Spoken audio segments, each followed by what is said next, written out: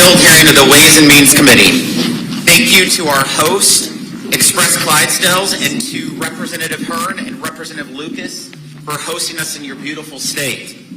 The committee is in Yukon, Oklahoma today to listen to working Americans about how to make life better for their families, neighbors, and communities.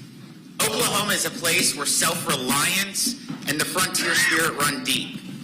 Oil, natural gas, and agriculture built Oklahoma.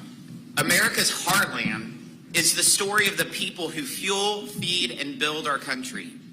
Today, 2/3 of all the energy produced in Oklahoma is exported across the country and the world. The state is the #1 producer of rye, one of the top producers of beef cattle, and it has the 4th largest number of farms in America. And yet, Democrats in Congress and the White House have targeted communities like this one for the heavy hand of government regulation. ESG standards will limit the capital needed to expand Oklahoma's oil and gas leadership and put radical climate and social policies ahead of the retirement security of working families. The president's policies have made life unaffordable for middle-class families. Even here, a state with plentiful energy, diesel prices were 62% higher at their peak than the day Joe Biden became president. Over the last decade, 92 farms in Oklahoma went bankrupt. President Biden, in his budget this week, will want to make it even harder to pass the family farm down to the next generation. He wants to repeal stepped-up basis and increase the death tax, treating family farms like piggy banks to pay for more welfare for the wealthy. When it comes to Oklahoma manufacturing, the prices that producers pay have risen 17% during President Biden's administration. Small businesses can barely make payroll and pay rent with their razor-thin margins. I'm pleased to welcome Brian Jackson, an Iraq veteran and founder of a meatpacking company, Chuck Mills, owner of a family-owned manufacturing company, Kelly Payne, a 5th-generation rancher from Mustang, Oklahoma, Joe Brevetti, a small oil producer, and Miss Cantz from Tulsa. In 2 days, President Biden will release his latest budget. If history is our guide, America's heartland should expect a budget that continues Washington's assault on their way of life. Biden's last budget threatened $45 billion in new taxes on American energy producers. It spent $330 billion on policies that discourage work, worsen supply chains, and leaves Main Street littered with help wanted signs. Biden's 25% increase for the EPA would supercharge an agency that thinks it's their business to tell farmers whether a small stream, pond, or farm dust is harming the environment. We must humbly listen to the working Americans who are living under these failed policies so we can chart a better course. For those of you from the community attending today or employees of Express Clydesdales, we also want to hear from you. There will be notebooks and clipboards passed around in the back, and I want to encourage every audience member to please share your experiences and ideas to help us get this country back on the right track. These will be entered into the official hearing record to guide this committee's work. I want to thank our witnesses for taking the time away from their families and busy schedules to be here today, and we look forward to your testimony. I'm pleased to recognize Ranking Member from Massachusetts, Mr. Neal, for his opening statement. Thank you, Mr. Chairman. And I want to thank Frank, and I want to thank Kevin for their warm welcome to Oklahoma. If you're wondering what my interest was in Oklahoma, any place that produced Mickey Mantle's got to be a great place to go.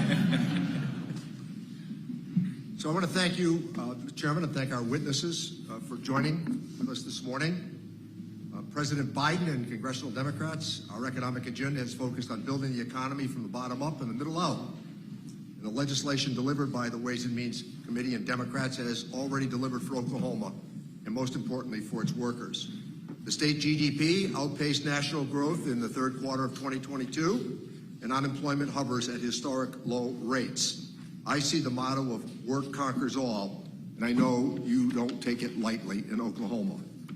But a desire to work isn't all that's needed, even in a strong economy. Workers must be able to work fairly and be compensated fairly. Further, supercharging our economy will only come when we take action on affordable child care and universal paid leave realities, which will eventually happen. This is why federal direct investments in workers and their families have been so crucial to these communities. Democrats expanded the child tax credit, which brought nearly 60,000 Oklahoma children out of poverty, cutting the poverty rate in half. No policy has done more to reduce child poverty than this one. The American Rescue Plan permanently increased desperately needed federal care in terms of child investments across Oklahoma and other 49 states. The critical step was first in expanding that child credit and enabling workers to re-enter the workforce. I will say again that we will continue to defend Social Security and Medicare and not to have any cuts based upon some of the proposals that we've heard about. We also put money back in the pockets of working Americans with the Inflation Reduction Act. We helped lower health care costs by allowing Medicare to negotiate high-cost drugs, capping out-of-pocket costs for 21,000 Oklahoma seniors and reducing health insurance premiums for millions of Americans. All of these life-saving policies will provide more certainty for American families. We've already seen this law drive industry action. Just this week, a major insulin manufacturer announced a universal cap on insulin costs. And our work in spurring growth for small businesses and workers in families across the state of Oklahoma in places just like Yukon will continue, you can be assured. This is one of the top states for clean energy development, thanks to Oklahoma's ample wind, solar, and hydro energy potential, existing infrastructure, and talented labor force. When coupled with the bipartisan infrastructure law and tax credits championed by the Ways and Means Democrats in the Inflation Reduction Act, the clean energy economy in Oklahoma is accelerating. I must tell you all today that I hope that this state, like others, will take full advantage of $369 billion of tax credits for battery power storage, which this state is particularly well positioned to take advantage of. An estimated 2,000 clean energy jobs have also been created in Oklahoma since last August, and that's just the beginning. Companies across the Heartland are capitalizing on incentives to drive R&D and turbocharge manufacturing right here at home. From electric vehicles to wind power, economic growth will be felt by rural and industrial communities alike. And as you'll hear today, the contrast is clear. We want to make sure that the wealth of America is evenly distributed across this great country of ours. We know that the state of our economy is strongest when government puts the interests of the middle class over the well-connected and the wealthy. We're going to continue to build on that work to expand affordable child care, paid leave, protect Social Security and Medicare, and for those who are openly advocating tearing up those benefits from the people of Oklahoma. We too understand the importance of promoting economic opportunity for family farmers and other businesses in the agricultural sector. One of the great things that happened in this country was the unity that was caused by great farmers in the farmland of this country and what it did for urban people who needed food. You helped contribute to making that a reality. So thank you, Mr. Chairman, and I want to thank our witnesses for being here today. Look forward to them sharing their experiences with us. Thank you, Ranking Member Neal. I'm pleased to recognize the gentleman from Oklahoma, Mr. Hearn, for 1 minute. Thank you, Chairman Smith. I want to start by thanking our hosts and welcoming my colleagues to the Heartland of America and my home, the great state of Oklahoma. Although my fellow Oklahomans here today are facing many challenges under this administration's economic policies, it is fair to say we're all proud to be Americans. But we thank God we are from Oklahoma. Most don't know this. Everybody thinks of us as a 95% oil and gas state, but almost 50%, over 50% of our energy in our state are from renewables, something that needs to get out across America. We believe in all the above energy for all of America. You know, over the past few years, our state has welcomed families and businesses, both small and large, from states like New York and California. And we're represented today from our members from New York and California. We want them to experience, and maybe you all will want to come here also. Not in your current capacity, but in fact, census data shows that Oklahoma is among the top 10 states in the country where people are moving to. But while Americans can migrate to states with friendlier business climates, they still face an overbearing federal government and burdensome policies from the Biden administration that stunt their growth. I'm excited for my colleagues to hear the stories of hardworking Oklahomans. Unfortunately, many job creators and entrepreneurs face unnecessary struggles because of this administration's harmful regulation and reckless spending. I want to thank our witnesses for being here today. I appreciate your time away from what you do every day to come here and speak to us. Your testimony today will inform our legislative process, and as a former business owner, spent a lifetime on farms. I literally sold a farm to buy my first McDonald's restaurant. I know firsthand that the American people, not Washington, know what's best for all of us. Thank you, Chairman Smith, for coming to the heart of America and allowing Oklahomans to highlight the devastating effects of the Biden economy. Are you back? Thank you, Mr. Hearn. I'm pleased to recognize the other gentleman from Oklahoma, the chairman of the Science Committee, Mr. Lucas. Thank you, Chairman Smith, and I would like to extend a very warm welcome to you and Ranking Member Neal and all the other members of the illustrious Ways and Means Committee to the great state of Oklahoma. For those of you who are not familiar with the committee process, I, like many other members, belong to a variety of other committees, but my friends here would note to you there's only one Ways and Means Committee. Correct, Mr. Chairman? Correct. The topic of this field hearing is not only timely and appropriate, but the location is too. I can't think of a single industry in our state that is not directly impacted by the work of this committee.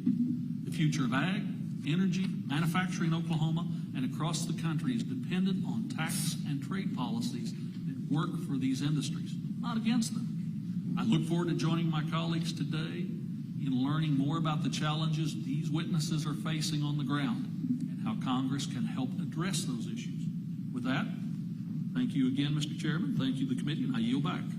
Thank you, Mr. Chairman. Would like to introduce our witnesses. Mr. Brian Jackson runs Route 66 Meat Processing and Market, Oklahoma's only USDA-inspected meat processing facility. He's a West Point graduate and served in the Army for 6 years, for which he was awarded the Distinguished Service Cross and Purple Heart.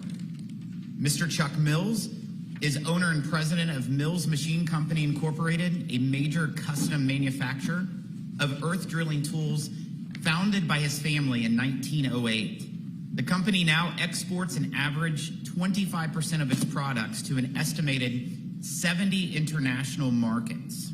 Ms. Kelly Payne is a fifth-generation farmer and rancher from Mustang, Oklahoma, and serves as North Central District Vice President for the Oklahoma Cattle's Association and was recently appointed as chairperson of the Oklahoma Cattlemen's Foundation. Mr. Joseph Bravetti manages all aspects of oil and gas operations, prospect and property evaluation for independent exploration and development for Charter Oak production. And Ms. Shiloh Kantz is the executive director of the Oklahoma Policy Institute, an organization she has worked with since 2010. The committee has received your written statements, and they will all be made part of the formal hearing record, as I also want to let others in attendance know that they too may provide a written statement.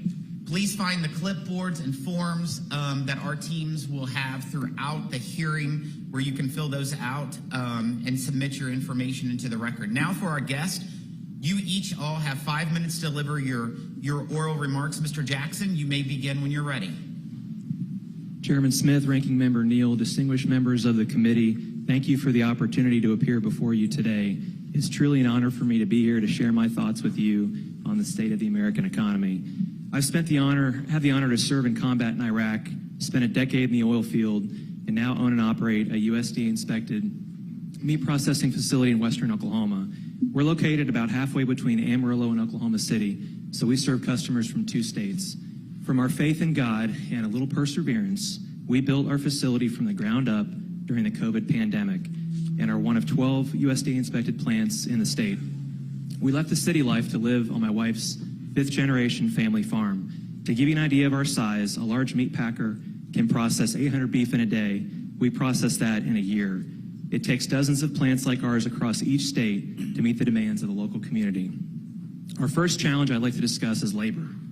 And there's a famous quote by Michael Hoff that sums it up. Hard times create strong people create good times create weak people create hard times. Coming out of the COVID pandemic, we're still facing an increasingly challenging work environment where employees may or may not show up to work for a slew of reasons. As a result, Our ability to complete the work we commit to is made even more difficult. Today, we find ourselves counseling and coaxing workers into just showing up to work and doing a satisfactory job. I believe a deterioration of our family structure and work ethic contributes to the rising mental health issues we are seeing. Trauma, like what I saw in combat, requires tools to learn to cope with, and today that's being substituted in our culture by drugs, alcohol, and other harmful vices. I see firsthand that we're at a point of weak people creating hard times due to a widespread entitled attitude. People in our community are suffering, and part of the problem is they aren't empowered to change it. Hopelessness and depression are rampant, and there are still hardworking people out there, most living paycheck to paycheck, just not as many as there used to be. We are grateful for the team we have and that we take their welfare very personal. In our small farming community, we don't have an endless supply of workers. We're a town of 4,800 people, most of whom have to travel for work. We work what is considered a dirty job, but still an essential job. For our team of people, it provides them a work-life balance, but it does require grit. I've been humbled several times by corporate layoffs and then later by the experience of starting a small business. To be as resilient as generations before us, we need to toughen up. Failure is part of the journey. Being allowed to fail instead of having your way paved for you is empowering. The American dream is not lived on easy street. It takes grit and the discipline to put the work in day after day to realize the American dream. Employers must adapt to the current work environment or risk having to close their shop. For 2022, we sent out almost 4 times more W-2s than the number of employees we currently have on staff. Finding ways to be more flexible with employee work schedules is key. From my time in the Army, I learned that in order to have the best team, you have to have high standards, but also take care of them. It's about respecting other people and their property. And the fact is, people do not care what you know until they know that you care. The second area to cover is inflation. We see firsthand how out of control costs have gotten in the last several years. Equipment costs have doubled. If you were to construct our building today, it would cost at least twice as much. And for supplies, we face both rising freight costs and parts on back order being commonplace. Every week, we see the purchasing power of our dollar continue to decline. When it comes to cash flow, we're experiencing delayed payment from customers, sometimes up to 60 days. And for a small business that operates on cash, it restricts our ability to meet our obligations on time. Interest rates are high, even if you have excellent credit. The beef industry as a whole is in a tough spot. There's not much profitability for a rancher because the cost of fertilizer and feed is too high. We've seen smaller and smaller, less fed out cattle come through our facility than when we first opened 18 months ago. My brother-in-law is a 5th-generation rancher who supplies all of our beef that we retail and wholesale. And we provide farm-to-table beef, locally raised, locally processed, and we see the impact of higher costs. I'm proud to be an American and would like to emphasize the importance of creating value in American-made products. This will continue to create more pride in the work that we do so that more hardworking people come to work for the American dream. At some point, it seems like we've lost our way. We need to have pride in the products that come from our country. And in conclusion, as a nation, we face many challenges, but there's nothing that we cannot overcome by working together. Just as my grandparents did following the Great Depression, the hard times we are in now will create a stronger nation for our kids. I'm encouraged by your willingness to listen and affect change. Thank you for your consideration of my testimony and for your service to our great nation. Thank you, Mr. Jackson. Mr. Mills, you're now recognized. Good morning, Chairman Smith, Ranking Member Neal, and distinguished members of the committee. It is an honor to testify before you today. My name is Chuck Mills. I'm president of Mills Machine Company, custom manufacturer of shallow infrastructure earth drilling tools and bits located in Shawnee. We were established in 1908 and still operate under the same family ownership. I personally have been managing the business for 44 years and have guided it through multiple booms, busts, and recessions. The last 3 years have been the most difficult. Before the pandemic, we faced some workforce issues. Our company, like so many others, struggled to find skilled workers. Initially, I believed that education was one of the issues and felt that one solution would be engaging private sector business people into the classroom to promote applied learning practices that would be beneficial to the students. I promoted that while I was the chairman of the state chamber to try to get other businesses engaged to do the same. As you can tell, I like to be involved in finding solutions for common business problems, which is why I've been involved in workforce development for 22 years, serving on local and state workforce boards. So I have a good idea of what the problems are. Locally, I served as the mayor of Shawnee from 2004 to 2008. Though we struggled before to find workers before COVID, the pandemic made this struggle so much harder on my company and employers across Oklahoma. It was hard for me and other business owners to understand how the federal government could incentivize Americans to stay home. A perfect example of our problem with our supply chain is if my supplier is unable to find employees, he is unable to provide me the raw materials needed for my business, which negatively impacts our ability to satisfy our customers' needs. This caused delays throughout the supply chain. The lack of workforce, in my opinion, is the root cause of all of our problems today. To help alleviate the supply chain concerns for my company, I had to hire a full-time employee just to source materials. This staff member spends all day sourcing best materials and availability. We are constantly looking for new vendors so that we can remain competitive for our customers. We have successfully sourced about 40 to 50 new vendors in the last year. When we do find materials, we must outlay more cash up front to buy as much product as we can in order to lock in the price. The lack of workforce and supply chain issues combined with inflationary pressures have made this economy the most difficult economy I have dealt with in over 4 decades. Prior to the pandemic, we had a predictable price increase from 3 to 3.5% a year. In 2021, starting really in January, we were hammered with compounding price increases for our raw materials. Really starting in January of 21, we first had our increase of 25%.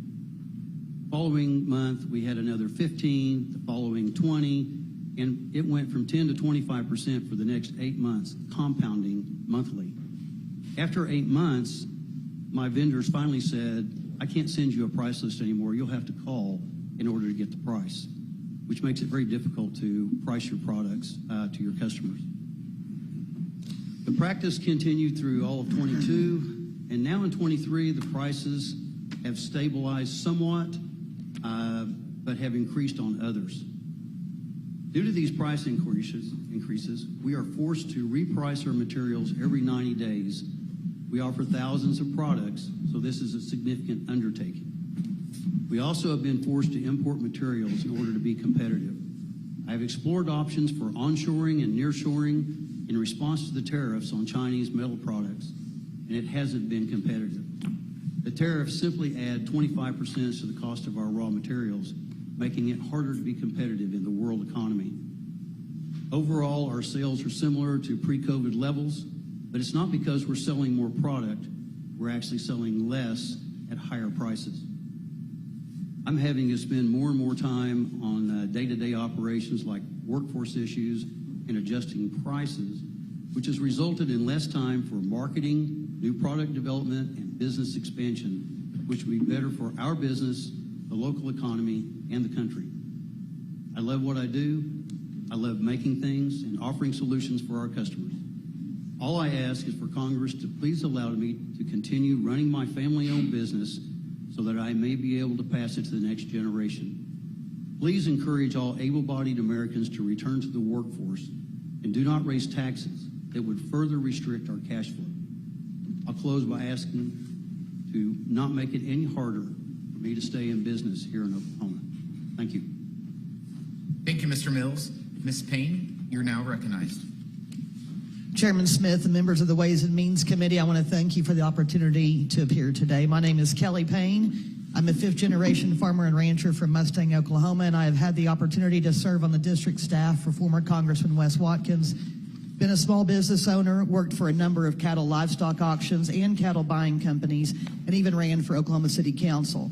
I've also held a variety of economic development positions with an emphasis on agriculture, including previously serving as the first ever female president of the Oklahoma National Stockyards. I'm currently serving as North Central District Vice President for the Oklahoma Cattlemen's Association. and was recently appointed as chair of the Oklahoma Cattlemen's Foundation. I'm also a proud Oklahoma Farm Bureau member. While my primary agriculture operation is cattle ranching, I also have a family agritourism venture with my sister. We'd like to begin by sharing some very staggering numbers relative to the drought. The USDA January 1 inventory of all cattle and calves in Oklahoma was down 11.5% from 2022. That is a decrease in 600,000 head in 1 year. It is double that of Nebraska, the state with the second largest decrease in cattle. It is important to remember that this number reflects all cattle, including the cow herd, replacement heifers, stockers, and feedlot cattle. The decrease in the number of cows in Oklahoma alone was 140,000 head, again the largest decrease of any state in the nation. While these numbers alone are staggering, when one begins to think of the negative implications, the situation absolutely becomes overwhelming. Oklahoma is a beef cow state. Much of our rural economy is dependent upon the cow. Every year, ranchers wean and sell their calves, which represents the heart of the economic engine in rural Oklahoma. With fewer calves to sell, that means fewer dollars generated. But worse, not only are there fewer calves, there are also fewer cattlemen and women. The struggles of drought are exacerbated by high input costs, including fuel, feed, and other supplies. All these negative impacts have caused some ranchers to sell their entire herd, and many have indicated that they won't restock anytime soon, if at all. Fewer cows also means that fewer bulls are needed. Seed stock operations like our host today, Express Ranch, depend upon a robust bull market driven by cow-calf producers with plenty of cows. Currently, the cattle market is strong. For the last week of February, 600-pound calves selling at the Oklahoma National Stockyards were bringing 2 to 215 per hundredweight. This makes sense, though, given a drastic reduction in the cattle supply. But high prices of something that I don't have many of, or any of, doesn't help me economically. Remember, we have 140,000 less cows. That means 140,000 less calves to sell. Federal government involvement in livestock production does have a positive side. The Farm Bill of 2018 signaled a major turning point for animal agriculture in the U.S. That important piece of legislation enshrined permanently many of the programs that have directly benefited livestock producers, specifically in times of hardship. Examples include the Livestock Indemnity Program, the Emergency Livestock Assistance Program, Emergency Relief Program, and the Livestock Forage Disaster Program, just to name a few. The total disaster payments for program year 2022 in these categories alone in Oklahoma are $4.6 million and rising. Let me be very clear. These programs are vital and important to livestock producers, and they must be continued in the 2023 Farm Bill. The negative side of the story deals with the overreaching regulatory agenda that proposes new and debilitating burdens that will undercut our livestock business. Examples include the EPA's New Waters of the U.S., or WOTUS rule, issued just a couple of months ago. While EPA did recognize ponds and watering holes, the new rule goes backward to regulate ditches and draws that seldom see water, and certainly not in times of drought. The new WOTUS rule ignores the great work that animal agriculture has done to preserve and promote a positive impact on our environment. Modern poultry, swine, and cattle operations have adopted so many new and emerging technologies that have provided substantial benefits in decreasing water usage and positively managing manure as fertilizer. Here in Oklahoma, the Endangered Species Act has been employed by the administration's U.S. Fish and Wildlife Service to the detriment of cattle grazers in western Oklahoma. Recently, the service issued a threatened and endangered listing for the lesser prairie chicken, requiring ranchers to seek an approved grazing plan for their own ranches. Once again, the great work ranchers have done to improve and maintain wildlife habitat was ignored, and the service provided no direction about who can approve a proposed grazing plan. Many producers, including myself, began diversifying our operations about a decade ago when we went through our last drought. By certifying a portion of our own farm in agritourism, investing in greenhouses, and partnering with other fruit and vegetable growers, we were able to have an additional revenue stream. We also began hosting 2 festivals to educate our urban friends on where their food comes from. While this has been incredibly rewarding to us, regretfully, we have had to cancel the last 2 events due to drought and the current economic state, further reducing our family income, as well as cutting off a source of fresh food to our customers. We have enough challenges with Mother Nature. Let's not compound the problem with more regulations. I look forward to any questions you may have. Thank you again for allowing me to share my perspective on the state of the American economy in the Heartland. Thank you, Ms. Payne. Mr. Bravetti, you're recognized. Chairman Smith, Ranking Member Neal, distinguished members of the committee, thank you for this opportunity. Congressman Hearn, thank you for your leadership. It is an honor to testify before you today on behalf of Charter Oak Production and the Petroleum Alliance of Oklahoma. I'm Joe Bravetti, the managing member of Charter Oak Production. We're a small private oil and gas company here in Oklahoma City with 9 employees. Since founding the company in 2004, our primary focus has been in the oil-rich areas of central to southern Oklahoma. I began my career in the industry as an engineer working in the field in South Texas. I'm a board member of the Petroleum Alliance of Oklahoma, which represents 1,400 individual and member companies. I'm also honored to have been appointed a board member of the producer-funded Oklahoma Energy Resources Board, which restores historic well sites and provides classroom resources for educators from elementary through the college level. Charter Oak is one of 4,000 oil and natural gas companies working in Oklahoma. To put in perspective, together we make up more than half of the state's private sector GDP growth. We're the state's largest taxpayer, accounting for about 1/3 or $65 billion of Oklahoma's GDP and generating $2.5 billion in tax payments to the state. The oil and gas industry provides employment for 200,000 Oklahomans, 75,000 in direct jobs, and another 125,000 in supporting sectors. Each year, Oklahoma oil and gas producers pay more than $2 billion in royalties to mineral owners. These mineral owners are everyday people who use this money to buy groceries. They support their family farms and ranches and just help pay their daily living expenses. In the past year, Charter Oak and its dedicated team of service companies who employ hundreds of people in the field drilled and completed 10 wells to help meet the energy needs of American families. During that same year, we have seen the cost of our wells increase from less than $8 million each to over $10 million each, 30% increase, and that's considerably more than what we are told the inflation rate is by the current administration. Companies like Charter Oak have made the U.S. not just a world leader today in oil and natural gas production, but we are also the world leader in greenhouse gas reductions, thanks to natural gas-powered generation. There's no other country in this world that produces hydrocarbons in a manner as clean and as safe as we do here. Importing foreign oil production or encouraging the same is contrary to American principles, and it threatens our energy security as a nation. My written testimony provides color on many regulatory hurdles that we are dealing with today and the challenges we're expecting later this year. The EPA's proposed one-size-fits-all rules for methane and waste prevention is a killer for small family-owned companies whose marginally economic wells are very important to America's energy portfolio. The administration's permitting reforms for operations in federal lands are unnecessarily complex, costly, and delay oil and gas projects far beyond what is reasonable. A current example is last week we were informed that it would take the BLM cadastral office in Santa Fe between 2 to 3 years to review our river survey just so we could get to the point to nominate acreage into a federal lease sale. By the way, we've already drilled this well. It's been delayed so long. We've altered the tract of this well so we didn't have to traverse federal minerals, but they're still within our unit.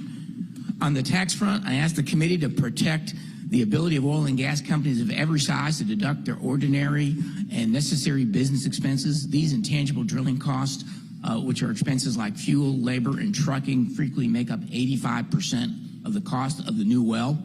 The recent book minimum tax unfairly penalizes some of the larger independents from deducting such expenses. For a smaller independents, the punitive nature of the alternative minimum tax in the current tax code limits our deductibility of the IDC. We drill out of our cash flow, and the AMT severely restricts our ability to invest in new drilling. So let me conclude. We don't want special treatment. We just want a level playing field to encourage investment. Burdensome regulations, increased taxes on oil and natural gas hamper production and the ability of companies like ours to work. Unchecked inflation has hit all Americans very hard, including the independent oil and gas producer. Please address this by slowing federal spending growth, balancing the federal budget, as all of us do, with our personal and business budgets. And let's stop going down the same anti-hydrocarbon road that's wreaking havoc in Europe. That's our wake-up call, America. We don't want an America like that. We don't need more energy. America needs more energy, not less. More energy for America equates to more prosperity for all Americans, and America-produced energy is translated to improved American national security. Thank you for your time, and I'm happy to address any questions. Thank you, Mr. Bravetti. Ms. Kanks, you're now recognized. Thank you, Chairman Smith and Ranking Member Neal and members of the Ways and Means Committee. I'm very honored and thank you for the opportunity to submit testimony on the topic, in what ways can the federal government make the economy work for Oklahomans. My name is Shiloh Kantz, and I'm the Executive Director of Oklahoma Policy Institute, or OK Policy as we're informally known. We're a nonprofit, nonpartisan public policy think tank. While COVID-19 laid bare economic vulnerability in Oklahoma, these problems were not new. Oklahoma's poverty rate is consistently among the highest. Even pre-pandemic, 1 in 7 Oklahomans, including 1 in 5 children, lived in poverty. In 2018, 1 in 4 Oklahoma jobs were in occupations with a medium wage below the poverty line for a family of 4. Our poverty rates have barely budged over the last decade. Federal actions during the pandemic made a real difference. It's a shame those interventions were not made permanent. 460,000 Oklahoma households, including 816 children living in those households, received the expanded child tax credit. The credit lifted an additional 59,000 Oklahoma children out of poverty. That money was spent wisely on food, utilities, clothing, rent, and transportation, likely minimizing the trauma to our children. Now, 276,000 Oklahoma children are losing out on that full credit. The Child Independent Care Tax Credit expansion helped our working families secure child care to continue their employment. Qualifying Oklahoma families got back up to half of what they spent on child care that year. For some households, that's a game changer. Expansion of the Earned Income Tax Credit meant there was a brief moment when Oklahoma's childless workers received targeted relief. The expansion tripled the EITC for childless adults and waived the usual age limits, and reached an estimated 229,000 childless workers in Oklahoma. It too lapsed at year end. So where do low-income Oklahomans need support? At work. I think the testimony we've heard here definitely addresses that as well.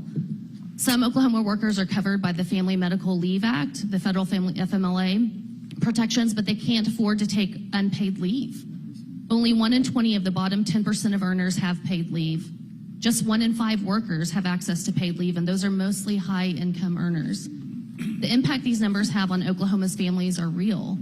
I can't take off if my kid's sick if I don't have unpaid leave.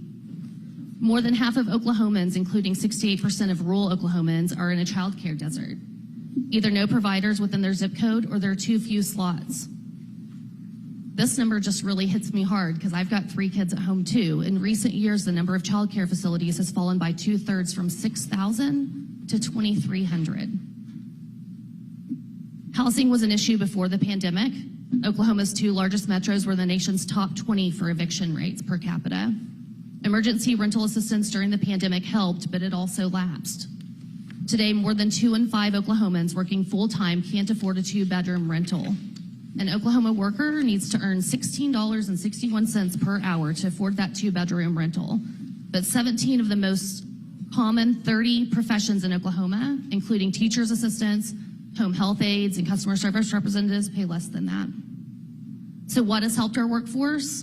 2 major programs brought targeted relief, including unemployment insurance and Medicaid expansion. When the pandemic hit, Oklahoma saw more unemployment claims in March 2020 than it did in 2009 at the Great Recession's peak. While some fraudulent unemployment claims were made, including some to us, Those claims were investigated and determined ineligible for payment. The state's unemployment insurance did what it was created to do in that unprecedented time, assist Oklahomans in their time of need. And in the summer of 2020, Oklahomans passed Medicaid expansion through a ballot initiative. It's been an unequivocal success. In January, 358,155 working age adults were enrolled in Medicaid expansion. Because of Medicaid expansion, Oklahomans exiting incarceration will get insurance before returning to their communities. Tribal health systems are more solvent, and record levels of children are insured. I know if we prioritize our communal why, improving the lives of all Oklahomans, we can find compromise across political divides. Thank you for the time to be here, and I look forward to your questions. Thank you, Ms. Kantz, and I want to thank all of our witnesses for your excellent testimony, and for once again, thank you for taking time out of your busy schedule for being here. We'll now proceed to the question and answer session, and I'll begin first. I know that my colleagues are eager for the opportunity to ask a number of more specific questions as we hear from you all about how the policies coming out of Washington have impacted your lives here in the Heartland. So I'll keep my questions to just one, but I will ask each of you all to respond to it. Under President Trump, one of the key changes this committee made for working American families was to double the amount folks can deduct from their income each year and to lower their federal tax bill. Those who are benefiting the most from that change are median income households, which is about $60,000 per year right here in Oklahoma. As life has become more expensive for all Americans over the last 2 years, we are seeing why deducting more from income makes sense. Because more and more family budgets is having to be used for so many basic needs just to get by. And when President Biden releases his budget on Thursday, we'll again see that he wants this relief from federal taxes for American families to expire. I want you each to answer this question through the perspective of your customers, your suppliers, your neighbors and friends. In the midst of a 40-year high spike in the cost of living, what would it mean for them if this committee further reduced their yearly tax burden to give American families an extra couple $100 in their pocket each year right now? Mr. Jackson, why don't we start with you and go down the line? Chairman Smith, I can tell you that reducing the taxes for a small business would greatly help us. Was that your question as far as, could you repeat that, please? So in the taxes that were cut in 2017, it was doubling of the standard deduction for folks who don't itemize. And so this affected over 80% of Americans. So most of your customers would probably be in the standard deduction. That will expire. In fact, in the president's budget on Thursday, he'll outline for it to expire. Do you think that it would help your customers, your suppliers, if we would actually increase the deduction so that they would save more on their taxes? I think further reducing taxes would definitely be a great thing. And as a small business owner, I can tell you that any money saved is reinvested in our business, and how early on we are. It is a struggle to make sure, like I mentioned in my testimony, to have the cash flow to make sure that we can meet payroll, and then beyond that, offer benefits for people who have been with us for an extended period of time, paid time off, and healthcare, things like that. So the more we can receive in terms of help and making our life easier and paying less taxes, the more we can do for our employees. From a business perspective, a small business perspective, what is the tax advantage that has helped benefit your small company the most? I would say the number one thing was the payroll tax credit early on. That helped fund us as we cycled through so many employees early on. We've retained about 25% of those folks that started with us in the beginning, and so that was the greatest benefit for us to help us meet our obligations early on as we had to operate with cash as an early business. Perfect. Mr. Mills? I would concur with really pretty much everything he said. You know, I think more about my employees than myself, because they're really the ones that do the work. I just kind of guide them. So, you know, they're definitely impacted every day by the taxes they have to pay. We're burdened, of course, with having to continually pay more and more and more just to keep our employees. And as a small company, we compete against most of the big companies, and especially in the oil field. I mean, I make drilling tools and bits, but it's not for oil. It's just shallow drilling, like water and things. And so, but we have to compete. We have to pay those same benefits, health care, so there's a huge burden on myself as a small business. But I think it would be a mistake to take away those tax breaks for especially just the average worker. With inflation today, it's accelerated so much that it's a huge benefit. So, and I agree with I have to tell you, I've never taken any federal funds ever. None of our generations have. We've always just been on our own. There's been no bailouts, or we're just not in that industry. And that payroll protection program was a huge shot in the arm at the right time. And it allowed us to retain all of our employees and continue to prosper and grow with a good base. So that is one of the few really bailouts that we've had the opportunity to work with. And I thank Congress for that at the perfect time. So it did work. But I would think this would be a very bad time to take away any more tax breaks for especially the average worker. Thanks, Mr. Mills. Ms. Payne? I think you'll see the panel mirror the responses all the way down the line here. I guess from my perspective, though, anytime that hardworking Americans can keep more money in their pocket, we should give them that opportunity, especially in these uncertain times that we're in. A lot of my neighbors are not only farmers and ranchers, but they have an off-farm job because they have to. But as things get tighter from in the ag sector and all of us, the more money, what Grandpa always said, if you want to double your money, fold it in half and put it in your pocket. I think those days are over. So, but that would be where I'm coming from with it. Thank you, Ms. Payne. Mr. Brevetti? Well, Chairman Smith, I'm having a hard time thinking of any country that taxed their way to prosperity. So lower taxes are certainly better for all. That rising tide would lift all boats.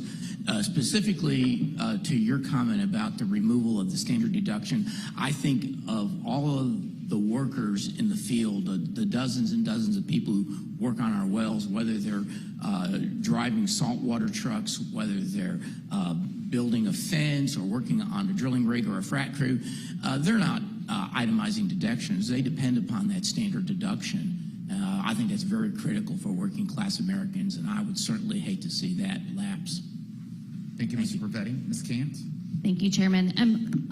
I do believe that targeted relief is the way to go. I think we firmly believe, we hear a lot of working Americans, working Oklahomans. We truly feel that sweeping, and I truly feel that sweeping, maybe the tax code isn't the place unless it's targeted tax credits, like we spoke about the child tax credit and child dependent care tax credit. The income tax, I think, from my history, has less impact immediately on the people who need it the most. Thank you. Mr. Neal, you're now recognized for questions. Thank you, Mr. Chairman, and thanks to our witnesses for your superb testimony. I was reminded as a supporter, even though I come from a highly urbanized state, that I've been a consistent supporter of the Farm Bill. And part of the reason for that is it's what the farmlands of the country produce for urban America. But it's also a reminder of how Congress once cooperated on many of those issues. Two champions of that substantial initiative were Bob Dole and George McGovern, who both had shared a common World War II experience with heroism, the two of them. And I think that these conversations that we have about these sorts of initiatives could be a lot less hostile than they've become. and trying to find these common purpose and common ground is really important. So let me go to Ms. Kantz for a moment. The Affordable Care Act has really been a success. 20 million more Americans have health insurance, and insurance is based on risk and the sharing of risk. One of the issues that has always troubled many of us has been those states that did not expand Medicaid, and I want to congratulate Oklahoma for expanding Medicaid to make sure that those at the lower end of the economic spectrum have an opportunity to receive health care at an earlier stage of life. It's a good investment in good health care. So the results that you've had, Ms. Kantz, here at Oklahoma have really been positive.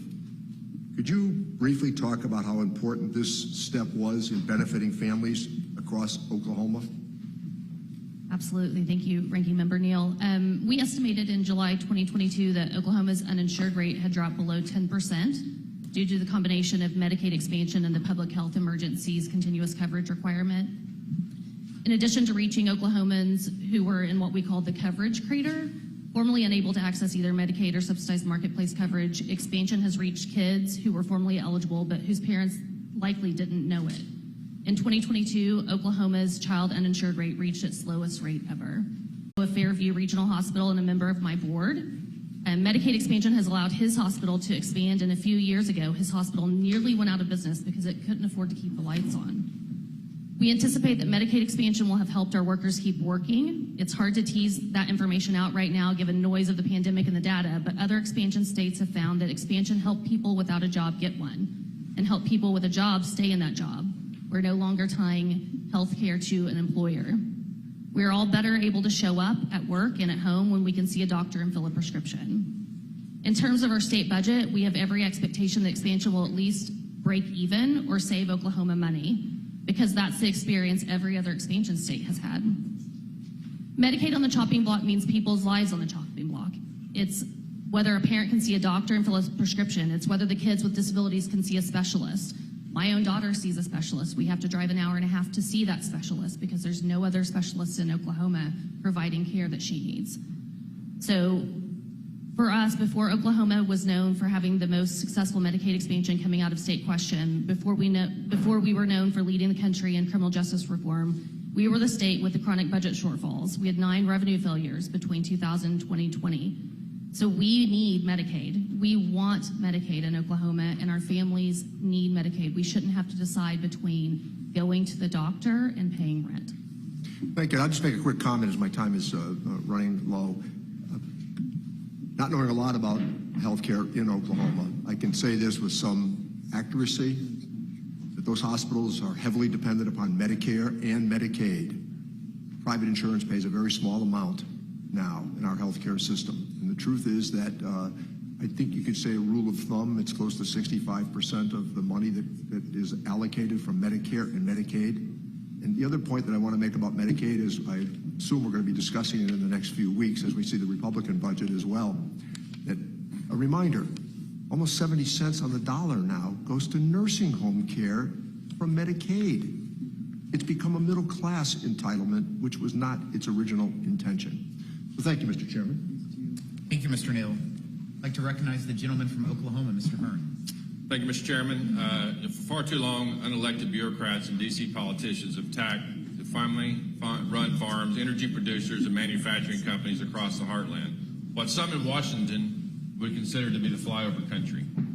These same politicians have never set a foot in a place like Oklahoma, so again, I appreciate everybody being here, but to see what's happened with you all invested your lives in what you're doing, your stories, 4th, 5th generation, for your time in Iraq and defending the freedoms of this country. It's great for everybody to hear in D.C. of what America looks like. As many of us represent 800,000 in our districts across America, it's great to see everybody what they're doing. Many Oklahomans ask me, having spent 35 years in business when I first started running, what surprised me the most about being in Washington, D.C. And my response was then is the same as it is now. It's how many people talk about things they know absolutely nothing about. And what you all do and our witnesses do when they come to these hearings is to tell us what's really going on with the policies that are being produced by the federal government.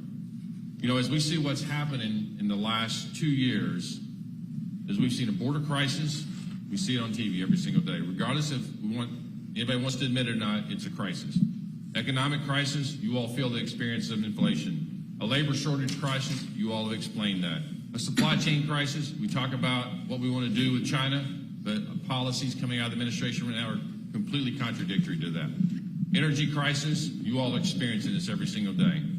So despite the last 2 years of what we've seen in this economy, this administration has chosen to stand by their tax and spend agenda that leaves everyday American taxpayers with less money in their pockets. When the federal government spends more, here's a fact: the American taxpayer has less. Before Joe Biden took office, Oklahoma's economy was thriving. We saw significant sectors of our economy, from agricultural to manufacturing to energy, create new job opportunities. Now restrictive trade policies, as was mentioned, and unnecessary tax increases are limiting the ability for farmers, energy producers, and manufacturers to compete in the global marketplace. I had a question here, but I really just want to say something.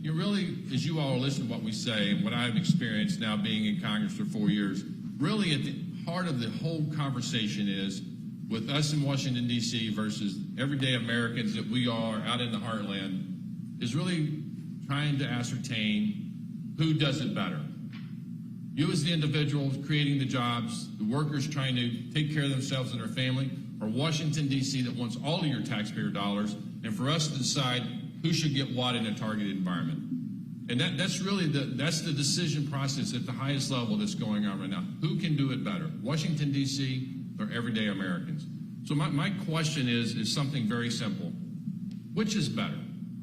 Leaving the taxpayer dollars, we have a baseline we have to meet. National defense, secure our nation, as our founders described, leaving as much money in certainly the lower middle class income pockets so that they can do the basic needs like supply child care and health care and go find the right job and not depend on the federal government. Our success should be measured by how many people we get out of poverty, not how many people are on Medicaid expansion or other programs in the federal government. And as a person who grew up on food stamps, and whether people want to hear this or not, that may be sitting at this table, I have experienced it. I've experienced the way out. And my success story was not that I'm still on welfare, is that I got off of welfare. And I experienced the American dream. And that's what we're here all about today, is to try to ascertain. I do believe in the heart of heart of everybody here, it's about my members that are here, my friends that are here, is that we all have the same goal in mind, is everybody become successful of the American dream. It's the pathway of getting there that we can't agree on. So with that, I would love to start. Ms. Payne, you actually alluded to this, and I'd like to hear your thoughts on this as well.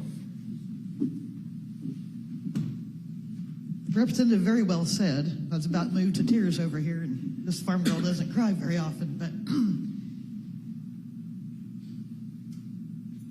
in thinking back whenever I was running the Oklahoma National Stockyards and the employees that we had there, it was a very diverse group. And some of it is because it's very, well, as Brian mentioned earlier, it's a dirty job, so not everybody wants to do it. But the diversity within our staff was everything from, obviously, the redheaded female. We had Army veterans that worked on staff, and we also utilized a lot of justice involved. And seeing, especially with the justice involved, being able to offer them an opportunity to break their cycle, to have a job that meant something at the end of the day, and to be treated fairly was one of the most rewarding things I've ever seen in my life. And that is part of this American dream. It doesn't matter where you're from. It doesn't matter if you're farmer, rancher, steel, oil and gas, or if you've run into trouble in your past. It doesn't define who you are, but America gives that opportunity, and that is incredible. Within that, you make difficult choices of what on taxing us, but we need to be thinking about, as we move forward, how everybody deserves a chance to make it. So thank you all. Thank you. Are you back? Thank you. I'd like to recognize the gentleman from California, Mr. Thompson. Mr. Chairman, thank you very much for having this hearing, and thank you all for being here, the witnesses, and for our very gracious host. I just want to make a couple of comments on the opening statements that were made by our witnesses.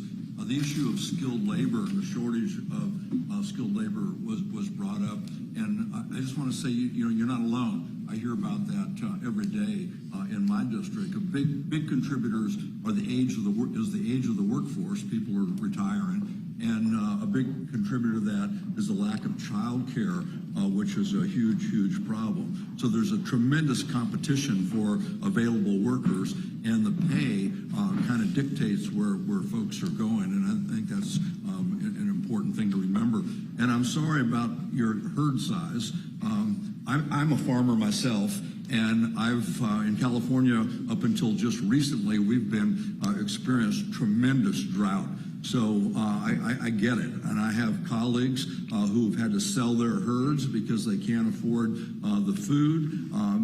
There's no water, and there's not a lot. As Mr. Lucas mentioned, this is the premier committee in Congress, but there's little we can do about the drought. In Ukraine, the war in Ukraine, Russia's illegal invasion of Ukraine has really hurt us as well. We're hurting for fertilizer. In my district, one of the crops grown are sunflower seeds, and we sell 50% of the seeds to Ukraine for their seeds, and that market has just gone away. The good news is the one thing that Congress was able to do, and I know Oklahoma was a big recipient of this. You received a lot of help in regard to disaster relief, and I think that is important. And with the Farm Bill reauthorization coming along, you ought to be really plugged into that lane. It's important. And tariffs, you're right. Tariffs are terrible. They should be the last resort. We're experiencing problems from those last administration's imposition of tariffs. Everything from raw materials to nails, and it's been crippling. And Mr. Jackson, thank you for your service, and thanks for being in the best branch of the military.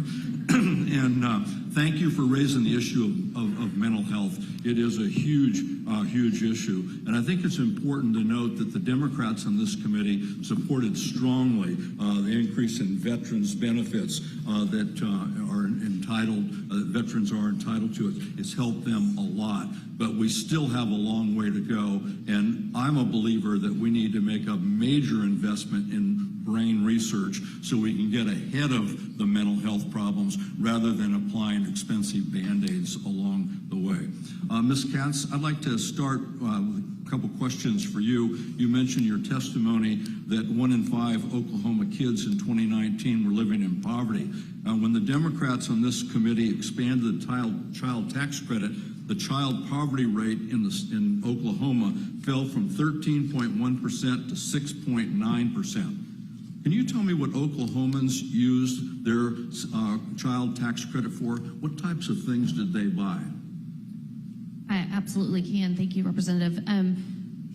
Data shows that more than 90% of the families with lower incomes use their monthly payments in 5 major categories: putting food on the table, paying utility bills, covering rent or mortgage payments, buying clothing, and covering education costs, which during the pandemic was a new piece for a lot of families to overcome. And they also bought school books, paid credit cards. Very few, under 20%, put it into savings, and then several put it into childcare. That money went into Oklahomans' pockets and helped ease the burden of their monthly bills. That money spent out across the economy in every city, town, and county in Oklahoma.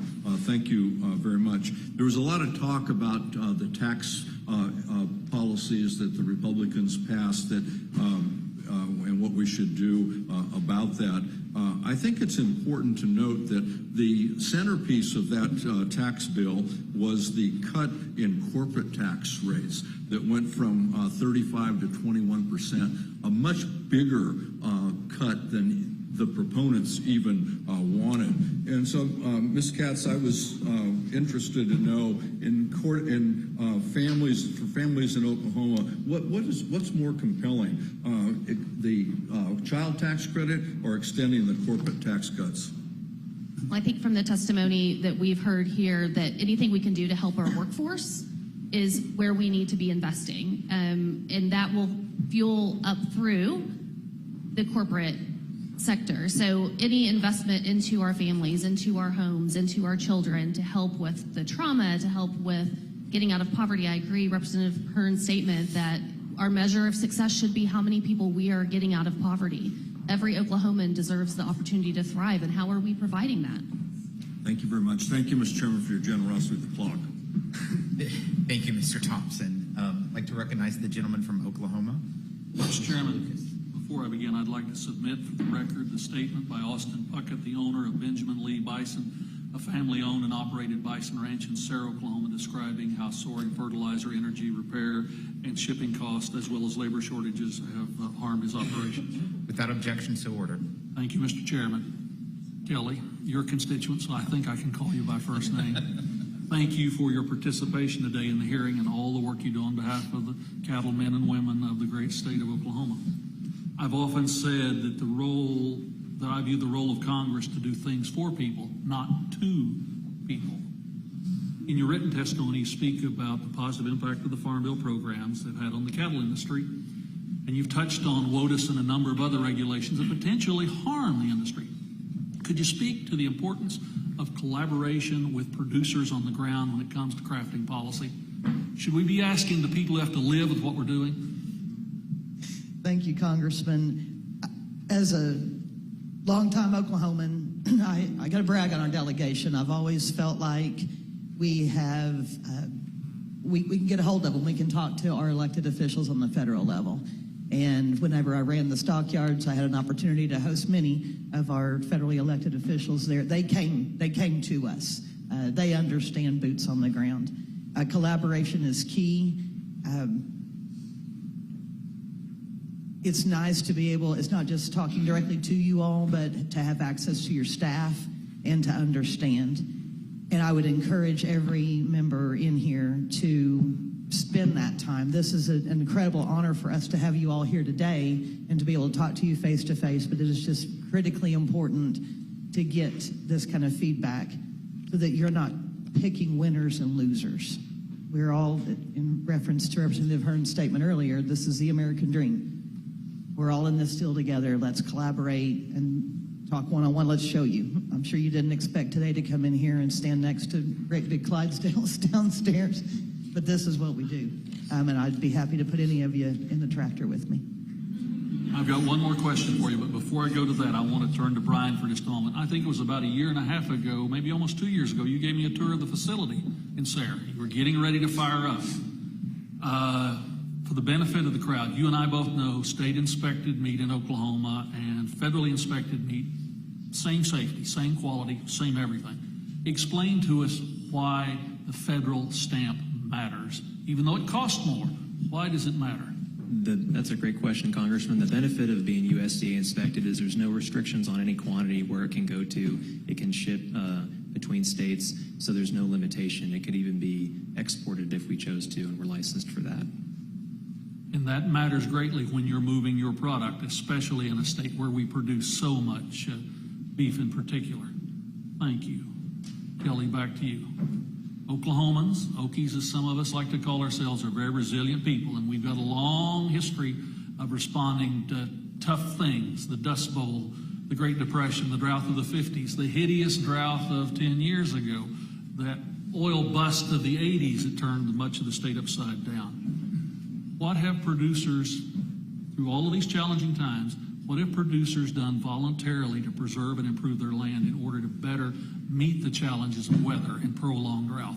We're not just sitting on our hands, right? That's correct, Congressman. And you reference, the Dust Bowl. We've obviously learned a lot. We learn more every day, but we have technology in place. We just know more now than we ever have. So whether it was the shelter belts that were planted in the 30s all the way up to current. My operation itself is in a river bottom, very sandy soil. We call it blow sand. And if you'd have been standing out there on Sunday, you'd have had 2 pounds of it in your eyes. But we have to protect that. We on our outfit can run about 250 mama cows. I have 1 cow with a calf at her side as of this morning, and the 3 bulls were loaded in a trailer. And then I have 7 fat steers to be able to put in a freezer here in about a year. There's nothing there. but we had to pull those cattle off to protect that grass. If I don't have grass, I can't put cattle on it. So we had to make that decision versus, and we can't afford hay. There's all kinds of sad things going on. But to be able to put in place conservation type practices so that we can be sustainable when it finally does start raining, Congressman. Bottom line, comprehensive farm bills where we make sure we have the ability to produce and consume are critically important. And in this farm bill, we've got to address how to make the federal inspection available to more packers. Fair statement, Brian? Yes, sir. Yield back, Mr. Chairman. Thank you, Mr. Chairman. I'd like to recognize the gentle lady from California, Ms. Sanchez. Thank you, Mr. Chairman, and I want to thank all of our witnesses for sharing your perspectives with us this morning. Not every issue raised here is under our committee's jurisdiction, but it's important for us to understand the unique challenges facing each state.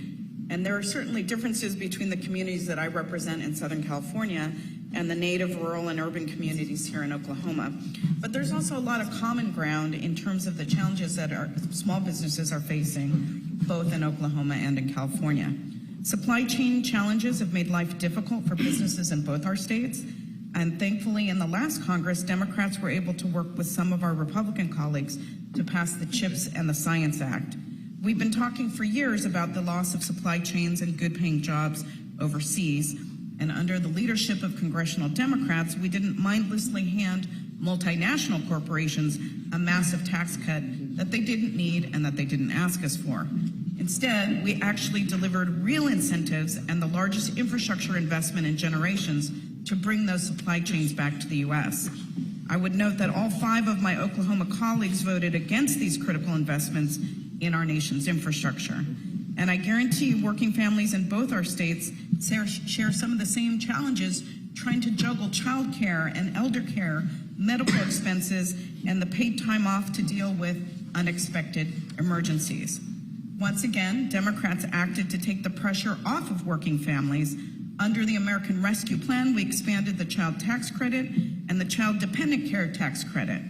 I heard from countless constituents that the advanced monthly child tax credit payments finally gave them the breathing room that they needed, and we didn't stop there. Under the Inflation Reduction Act, Democrats delivered reform to control the cost of prescription drugs, like capping the cost of insulin at $35 a month. And in my state, most workers can count on guaranteed paid leave. Of course, there are still gaps in paid leave, and the expansion of the child tax credit, sadly, was only temporary. But we know that these are policies that make a meaningful difference for working families. These social programs are not designed to avoid work. They just mean that workers don't have to make those impossible choices between putting food on the table and caring for their loved ones. Democrats delivered critical steps to supporting working families, and we can't stop now. Ms. Kantz, could you please explain the economic impact of a lack of affordable child care has on families throughout the state? And I'm particularly interested in that because I am a working mother and I've had those struggles. They're very real. Yes, thank you, Representative. And I also am a working mother of 3 and was actually pregnant with my 3rd child when I started this position. And if it had not been for my former boss, David Blatt, saying, bring your kid to work with you, I would not still be sitting in this seat. So I can definitely speak to it. I think the most immediate impact is the lack of affordable child care. That the most immediate impact the lack of affordable child care has is the access to the workforce. It's going to keep parents home. The HHS guideline is 7% of your income should be paid towards child care. I think right now it's about 16% for Oklahoman families. That's huge if you've got 2 minimum wage earners working to head up a household. Then you get into a situation where you have to decide between work and safety for your kid. Do I have affordable child care, or do I have cheap child care that might not be as safe for my child? Oh, I'm sorry, I don't mean to interrupt you, but there's a statistic that 6 million women left the workforce during the pandemic because they were primary caregivers either to young children, aging parents, disabled children. We are not seeing that number of women re-enter the workforce, and what do you think that that's due to?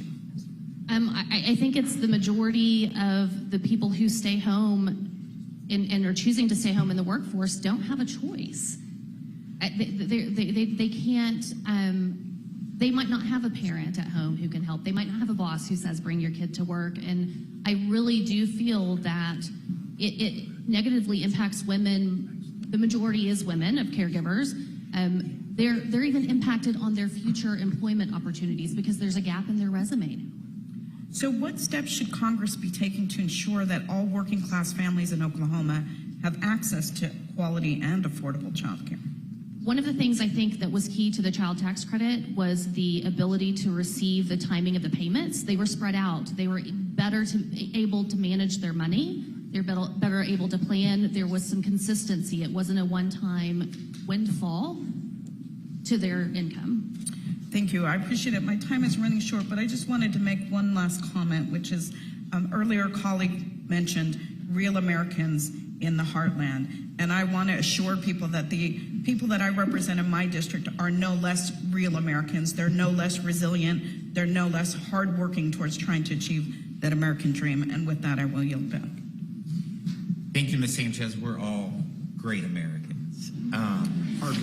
Hard-working great Americans. And there's a lot of descendants of Okies in California, too. Consistent with committee practice, we'll now recognize members on a 2-to-1 ratio. I recognize the gentleman from Nebraska, Mr. Smith. Thank you, Mr. Chairman. Certainly thank you to our witnesses. I think a great perspective, varying perspective shared among our witnesses. But as a representative of Nebraska and a huge agriculture district, great to be here in an ag area of our country where we get to help feed the world.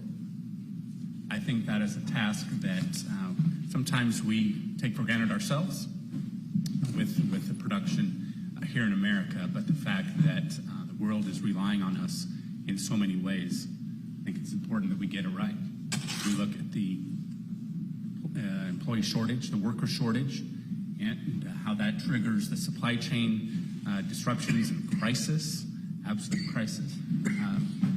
There's so many things we really need to talk about, and obviously there's diverse perspective here on this at this table. And I hope that we as the American people and representatives, those of us more specifically, can have the discussions that we need to have, where we can discuss the economic needs of a country, where the broad-based tax relief of 2017 was great for our economy, great for wages, great for productivity, so that individual workers could produce more because the world needs more. The growing population around the world needs to eat, certainly, and we need to be prepared for that.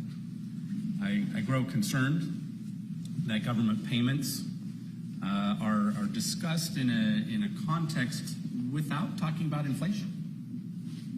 And if you look at 2020, as painful as it was, I think it's important that we look at that data because the spring of 2020, with the onset of COVID, the economy tanked, unemployment spiked, Congress got involved on a bipartisan basis, not in a perfect way. It would be very interesting to litigate all of that. We don't have the time to do that today. But Congress got involved twice, basically in 2020, in a bipartisan fashion. By the end of 2020, the GDP was back to about even from before. The thriving economy that we had heading into COVID. So a new administration came into the White House and insisted on increasing and extending government payments. The president was warned that it would trigger inflation. He dismissed that, pushed it anyway. And so, and other comments that have been made across our economy, across our country, based on the type of industry that you're involved in. I think the president thinks less of people who are involved in the oil and gas industry, and perhaps some other industries as well. And I hope that, again, we can have the discussions we need to have, the debates that we need to have. We shouldn't shy away from disagreement either. Our country is founded on disagreement. But when you look at the policies that need the discussion. I hope that we can do that moving forward. Mr. Jackson, my colleague from I believe your congressman, he stole some of my questions relating to inspection, but I know that it's important, especially as it relates to the federal government, what you do.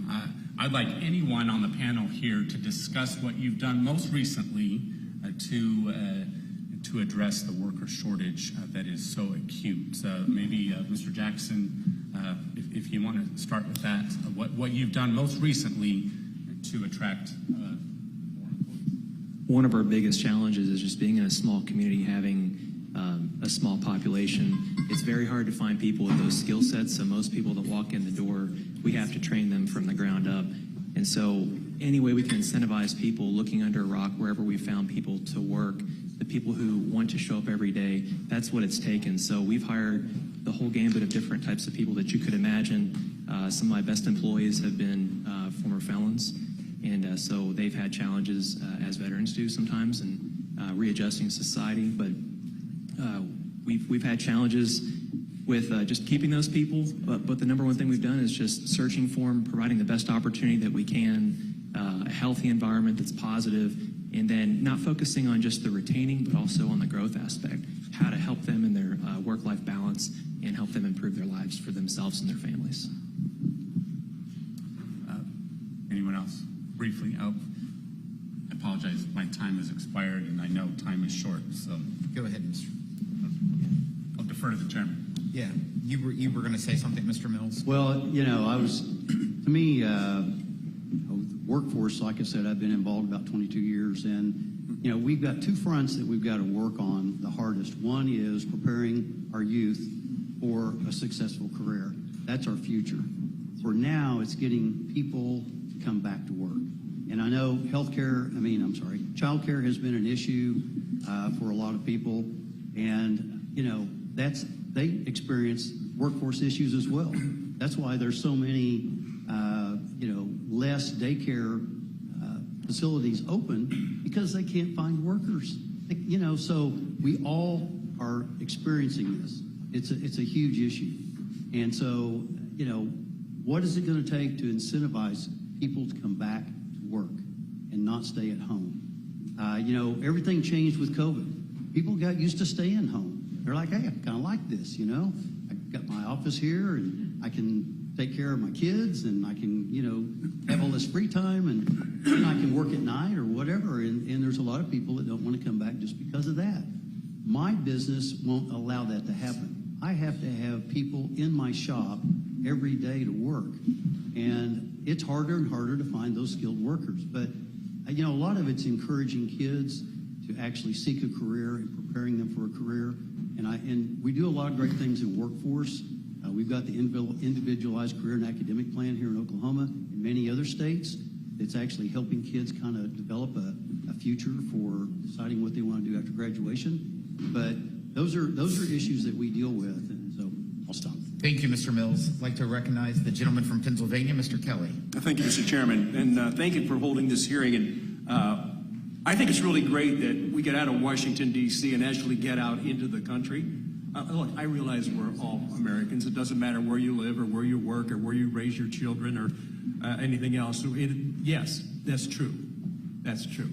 We are all Americans. I get it. But until you come here, you come to a place where things actually have to take place, as opposed to creating a policy that may or may not work, with one exception, that it will cost you a lot of money. I want to hear more from all of you, because the challenges you're facing, I'm in the automobile business. The number one challenge we face now is finding talent. Not finding customers, but finding talent. How do you take care of those people who buy an automobile from you and bring it back because they need a service? Well, you better have a tech, right? And where I live, people make a habit of hitting deer. And only because during the season, when they're rutting, a buck will go across any highway to get to a doe, no matter what's coming. But we can't find people to fix cars anymore. We kind of can't find people to do almost anything anymore. So when I talk to business people and business owners, and I want to tell you, the number one thing that I worry about in my business is debt. Unserviceable debt is especially scary. I do believe that at some point in this current economy, this wave is going to crest and it is going to fall. And when it falls, there's a lot of people that are going to fall with it because of unsustainable debt. Just to give you an example, last year we brought in $5.0 trillion in tax revenue. Incredible revenue. But we went out and spent $6.5 trillion. So we talked kitchen table economics. That means a family making $50,000 goes out and spends $65,000 and feels pretty good about itself until the bill comes due. Now, I don't know how you all handle what you have coming. I don't know how we're going to handle with the 250 people we pay every 2 weeks when we reach the point where the revenue doesn't match the outgo. Reckless spending in Washington, D.C. At the time, people thought this was great. It was a windfall for a lot. It wasn't. It was just a deepening tax burden. So each of you, because there's 2.5 minutes left, number one challenge you face, other than talent, I don't know where you are on the debt side of this and how much of it worries you. I spend most of my nights waking up trying to figure out what's going to happen next. So, Mr. Jackson, starting with you, and you've done an incredible job. You hired somebody to go out and figure out how to hire other people. Where is the talent and how do we get it? So I guess the best way to answer that question is just it's taken us just doing whatever it took to try to stay ahead of the lagging accounts receivable that we face as a small business. And so our biggest challenge is the cash flow and being able to meet those obligations. And so having access to operating lines and things like that, it's tough for a small business. But we're experiencing that no matter what small business that you are. And so I would say that cash flow is our number one concern as a small business and how to meet those obligations. Mr. Mills. I agree with that. In this economy, cash is king. And my dad taught me that. Amen. And it's true. Having good credit and having cash flow. That's how we've survived through all these 115 years in business, is taking care of business like that and providing good customer service and a quality product. But right now, my greatest concern is that cash flow. Again, with the supply chain, in order for me to control the escalating prices that still continue today, is I have to go out and buy more inventory, outlay more cash. That money's just sitting there on the shelf in the yard. And, you've got to pay for that. That gives you less money to go out and develop new product, buy equipment, hire more people. It's a negative impact on us. And so we're just like everyone else. We see this possible recession coming. Myself and my customers, we're all kind of holding back, being a little conservative, not buying quite as much, because when this thing does crash at some point, it's got to crash a little bit. We don't get caught. And we want to stay in business. So that's our greatest concern right now. Cash flow probably will be the same for everyone. Ms. Payne. Thank you. Something that I think needs to be considered from the farming and ranching perspective is whenever you are during calving season, say your cows were calving out in the spring, you are planning, you're looking way, way down the line for your next paycheck. In the cattle industry specifically, that calf crop, it's one time. So it's great that those calves may bring 70,000, 100,000. That is your paycheck for the year, and it's way on down the line. So it's a little bit different thought process from my perspective. Yeah, that's future inventory. Mr. Pavetti. Well, you mentioned about the lack of skilled workers, and that affects all of us. And it's probably worth pointing out that you can get a loan to go achieve a degree that you may not be able to find a job in. Yet, how do you fund someone to become a welder, a truck driver? We have a part ownership in a service company, and crane operators are very difficult to find, and we're willing to put them through a training class. At the OERB, the Oklahoma Energy Resources Board, that I'm on the board, we have programs that we believe address this by starting with elementary education through middle school, high school, college. We try to get out with volunteers in the classrooms to encourage people what we do in our industry so that they'll want to work in it. And then on a college level, we provide scholarships along with other groups here in the state, such as the local Society of Petroleum Engineers chapter and the API. We feel that this way we can bring more people in, but we still do need to do more. Well, I'm sorry, we've run out of time. Thank you, Chairman. And hey, also Express Clydesdale. This is a great place for us to come today. Thank you so much. It's a beautiful location, and it's really good to get out in Washington, get around real people who really have to produce every single penny that they spend, in addition to the taxes that they pay. So thank you all so much, and God bless. Thank you, Mr. Kelly. I do want to remind our friends in the audience as well, we have clipboards right here for you to submit anything to the record of information that you think we should know about, issues that we're facing in the state of the current economy, and also solutions that you think we should look at. Love to recognize the gentle lady from Alabama, Ms. Sewell. Thank you, Mr. Chairman. I want to thank our witnesses for being here today and sharing your stories and your perspectives. I represent Alabama, and I could close my eyes and listen to all of you speak and know that the folks that I represent share many of your concerns. This hearing is about the state of American economy, not the Democratic economy, not the Republican economy. It's the American economy, and you all have reinforced that. It's about making sure that all of us are vested in the success of this great country that we live in, and that irrespective of your wealth, your race, your gender, we all want to achieve the American dream. We may differ on how we get there, but I think all of us want to achieve the American dream. You know, this month marks the third anniversary of the COVID-19 breakout. I think all of us know that it was a global pandemic. It was not a hoax. It was 1 million people died. Folks in my district that were of color, who had chronic diseases, died disproportionately more often than others, but 1 million Americans died. And I think that no committee had a bigger impact on trying to mitigate the downturn in the economy than the Ways and Means Committee. And I am very proud of the fact that we were able, if only for 1 year, to give a fully refundable child tax credit.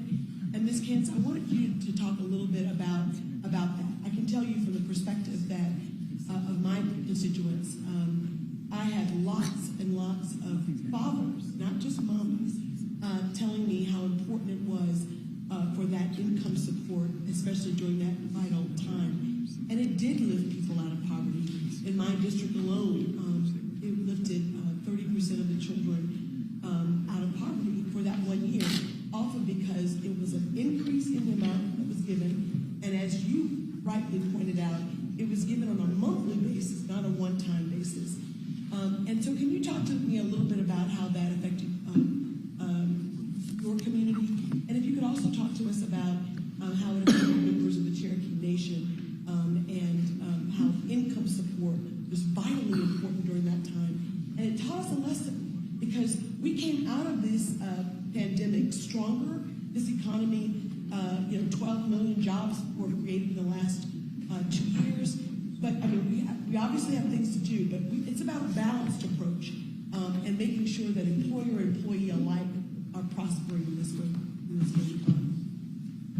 Thank you, Representative Sewell. As a citizen of the Cherokee Nation, I definitely applaud all the work that the tribes have done. There's 38 federally recognized tribes in Oklahoma, and they have truly been a beacon of how to care for your citizens. They have definitely stepped up and used the resources.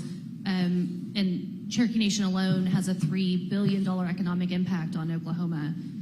So very proud citizen here, but I definitely think that the federal government would do well to honor the sovereignty of those nations and speak with them, have the table equal for the nations to speak to their citizens' needs individually and not as a whole. And as far as the child tax credit, not everybody has a parent who can watch their kid. Not everyone can afford to work fewer hours. Not everyone works 9 to 5 hours. How many child care systems do you know that are set up to support night shifts? Our hospital workers, our doctors, where are they finding their child care? If they don't have a community, if we talk about having boots and pulling ourselves up by our bootstraps. I wasn't born into a family that had boots. Yeah. We got hand-me-down boots, and we had a community and a village around us that helped with those boots. What are we doing in Oklahoma? What are we doing in America to ensure that we're sharing boots, right? And we really need to show up for the working class, our middle class. We heard about the wealth gap. It's real. It's real. It's greater than it's ever been in the history of the United States. And we really do need to show up for our working class families. You know, the other thing that you mentioned that I thought was really poignant, my state did not expand Medicaid. And frankly, we've seen lots of rural hospitals close because we didn't expand Medicaid. And I think that when you're going through a global health crisis, to not have health insurance, to not be able to provide for yourself and for your family, just further undergirds what you were saying. Mr. Chairman, I just want to conclude by just making a comment and observation. We on the Ways and Means Committee, because we have tax and trade and healthcare in our jurisdiction, can use our tax code to really help working families and entrepreneurs and small businesses alike.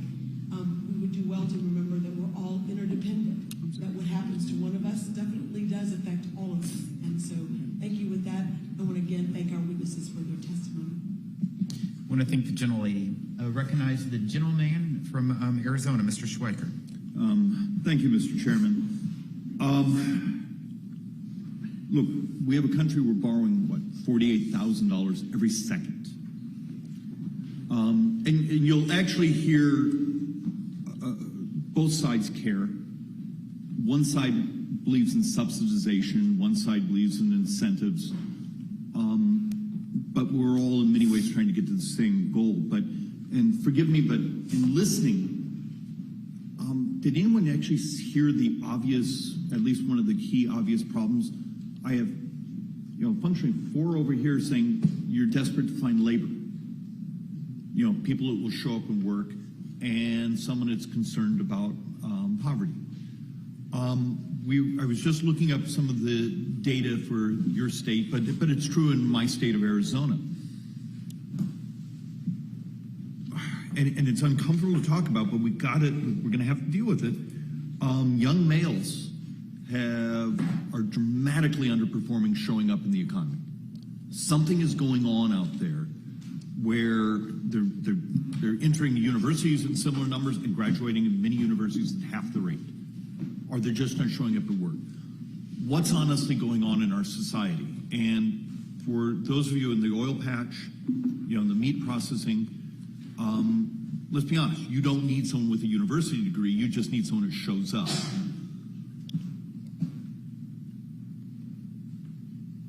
If I have millions and millions of young males who somehow disappeared in our economy in the last couple of years, what's going on?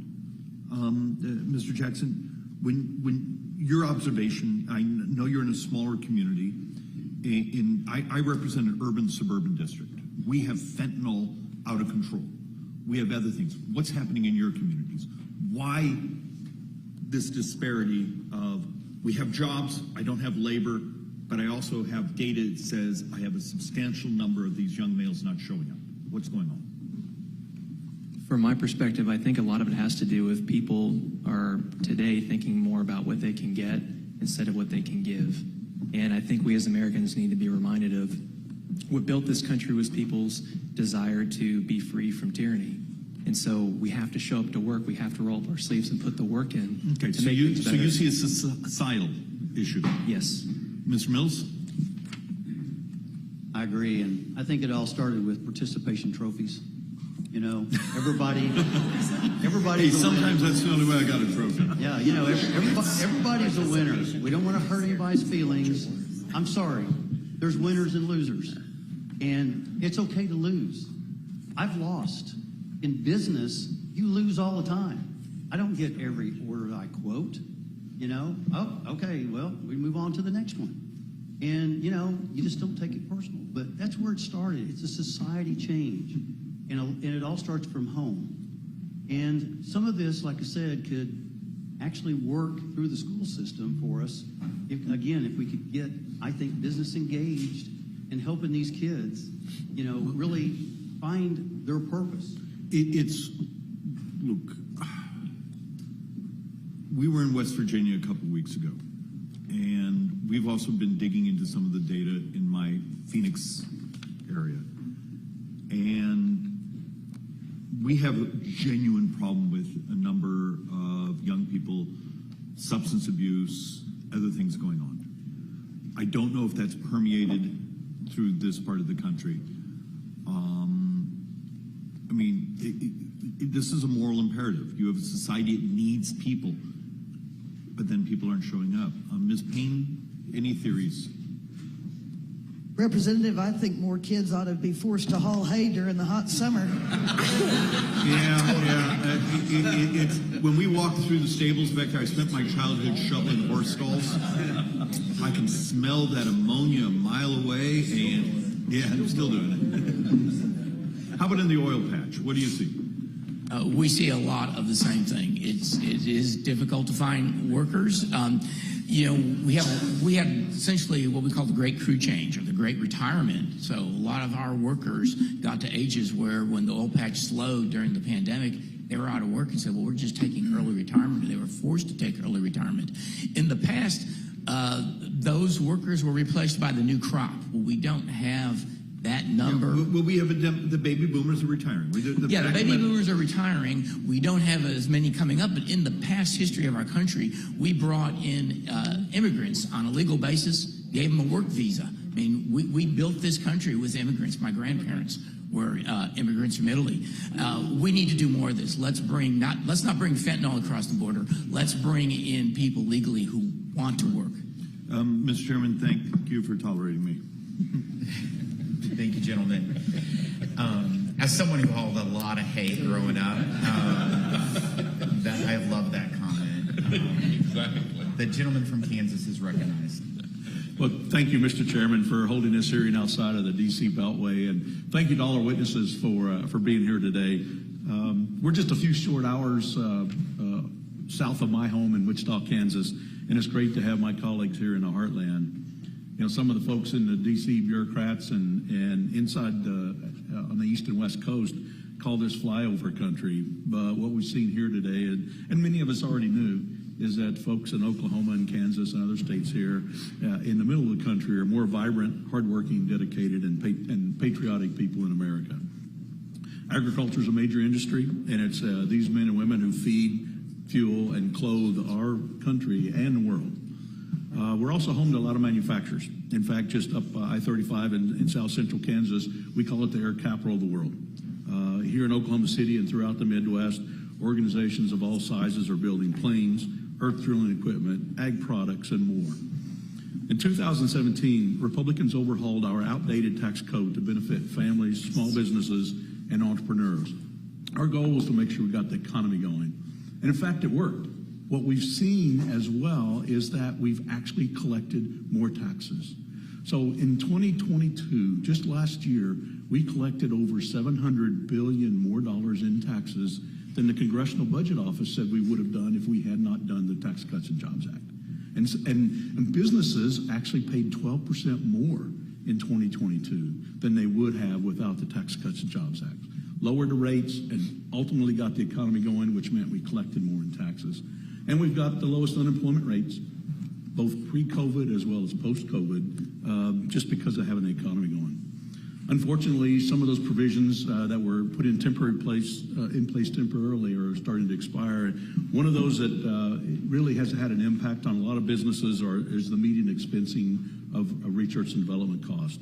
It expired last year, and I'm working to reintroduce legislation that will help restore this crucial tax program so that small businesses here in the Midwest can continue expanding the research and development, creating more good-paying jobs in the United States. And this will help ensure we have a strong economy and a strong America. Mr. Mills, can you tell us a little bit about the impacts you've seen of some of good tax policies on your business? They're absolutely critical. I've said a long time, just about to every elected official I can, that, just get out of our way and let us grow. Let us develop new product. I mean, we want to be a leader in the world like we used to be, innovative. And here in Oklahoma, we're some of the most innovative people because we're resilient and, you know, we know what it takes.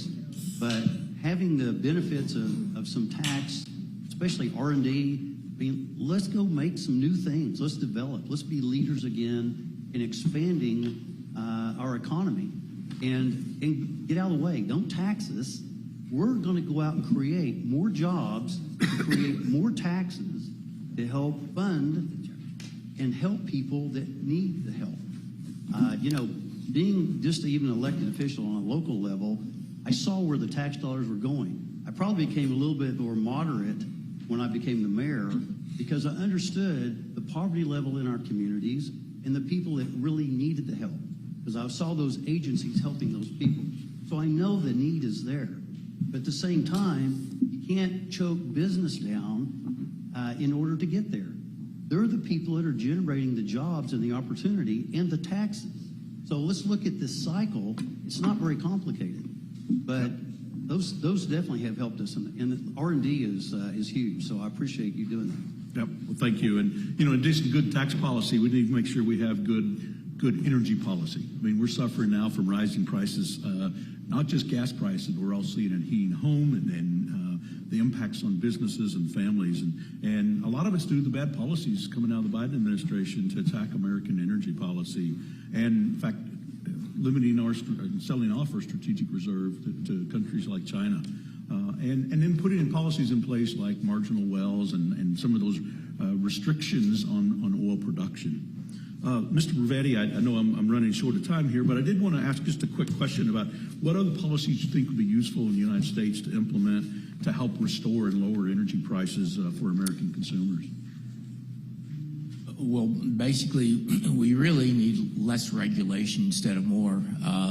Between the EPA that was mentioned earlier, we also have policies that have come down through WOTUS, the Waters of the U.S., the Fish and Wildlife, where, you know, the lesser prairie chicken and other endangered species, they become deaths by 1,000 cuts. And this has become very difficult for many of us small energy producers to work. The more oil and natural gas we can produce, supply and demand, then the less it's going to be to the consumer. Well, thank you, and thank you, Mr. Chairman. I yield back. Thank you, sir. I'd like to recognize a gentle lady from Wisconsin, Ms. Moore.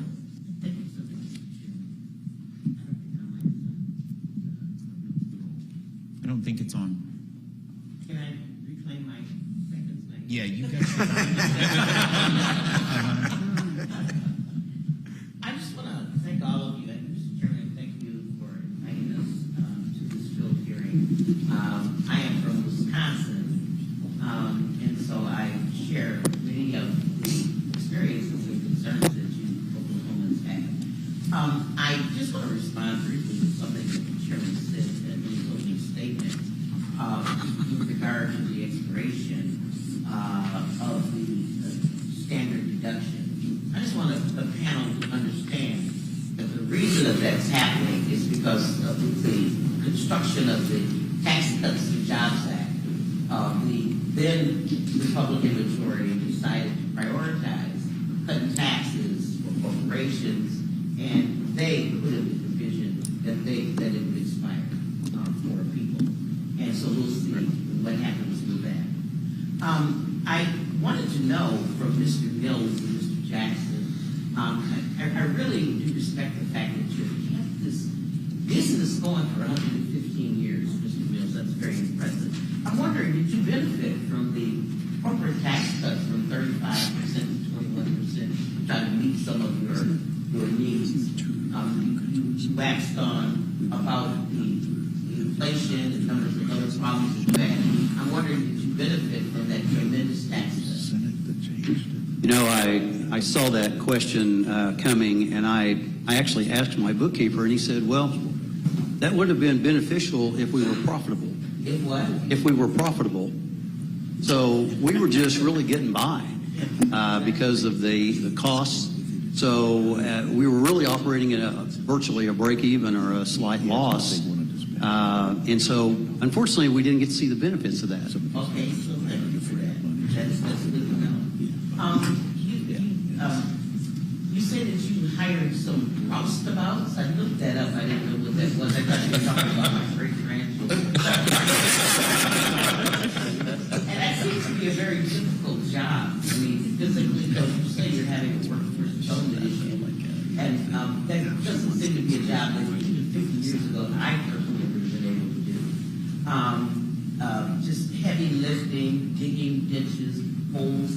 So when you so fortunately, you haven't raised, the minimum wage has not been raised around here. It's still $7.25 that you are offering, $18 an hour, which is, only about 63% of the median income here in Oklahoma. How did you arrive at that?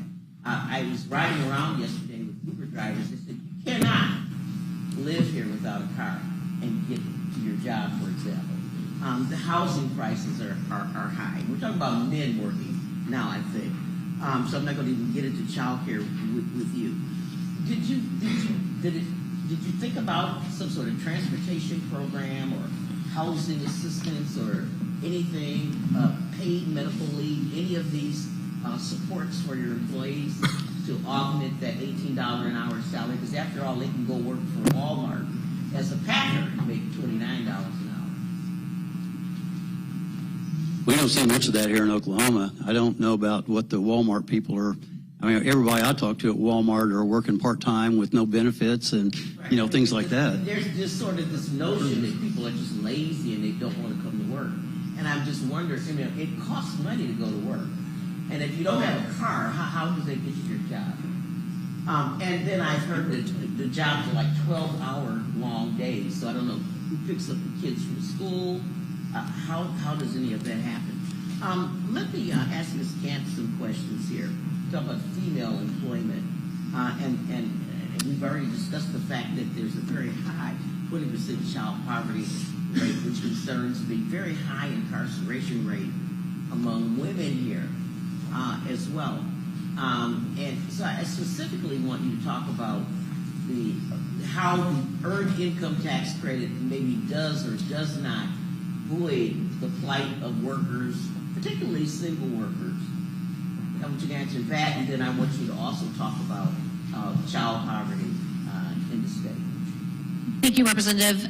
For working families with children, the EITC, or Earned Income Tax Credit, is a powerful wage subsidy. It and the child tax credit can offset their payroll tax liabilities and additionally supplement their earnings. The standard deduction, EITC, and child tax credit are set at levels that ensure that families with children don't have net federal tax liability if they earn poverty-level wages. My time. I only have 5 seconds left. I just want to say that I was fact-checked once, and I want to put it in the record, Mr. Chairman. Low-wage workers are taxed into poverty because of the way the Earned Income Tax Credit is structured. Would you agree with that, Ms. Gann? I would. All right. So I don't have much time, but I do want to make sure that that this committee revisits the Earned Income Tax Credit because it's a great program for helping people get out of poverty, if it would actually do that. So I would like, Mr. Chairman, to enter into the record that fact check, and I also want to enter into record something very disturbing to me about the incarceration rate of women in Oklahoma for child abuse. I mean, and that includes not having enough money for food, rent, and I'm very concerned that we are imprisoning women for being poor. Mr. Chairman? Without objection? I yield that. So ordered, to put in the record. Gentleman from Pennsylvania, you're recognized. And thanks for holding this hearing here. My district in Pennsylvania is an ag district as well. We have a lot more dairy cows than we have beef cattle, and a lot of egg-laying hens, but agriculture nonetheless, and then manufacturing as well. We like to call ourselves the snack capital of the world, both salties and sweet. We're close to Hershey's and Mars and many others.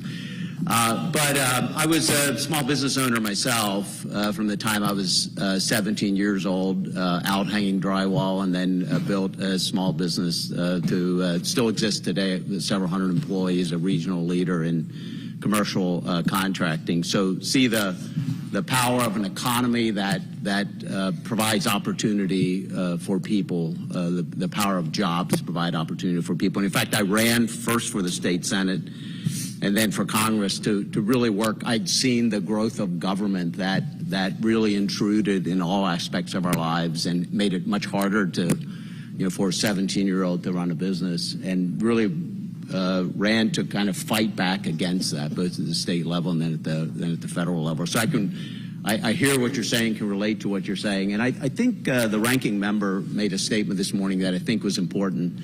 And that is, we should be able to have discussions about what really works best to lift people out of poverty, to help individuals achieve their own American dream. And we have differences of opinion in what is the best path forward, but we ought to be able to have these discussions. And so I appreciate everyone being here in the room talking about this. But it's pretty clear there is a difference in how we as Republicans and how Democrats approach these issues.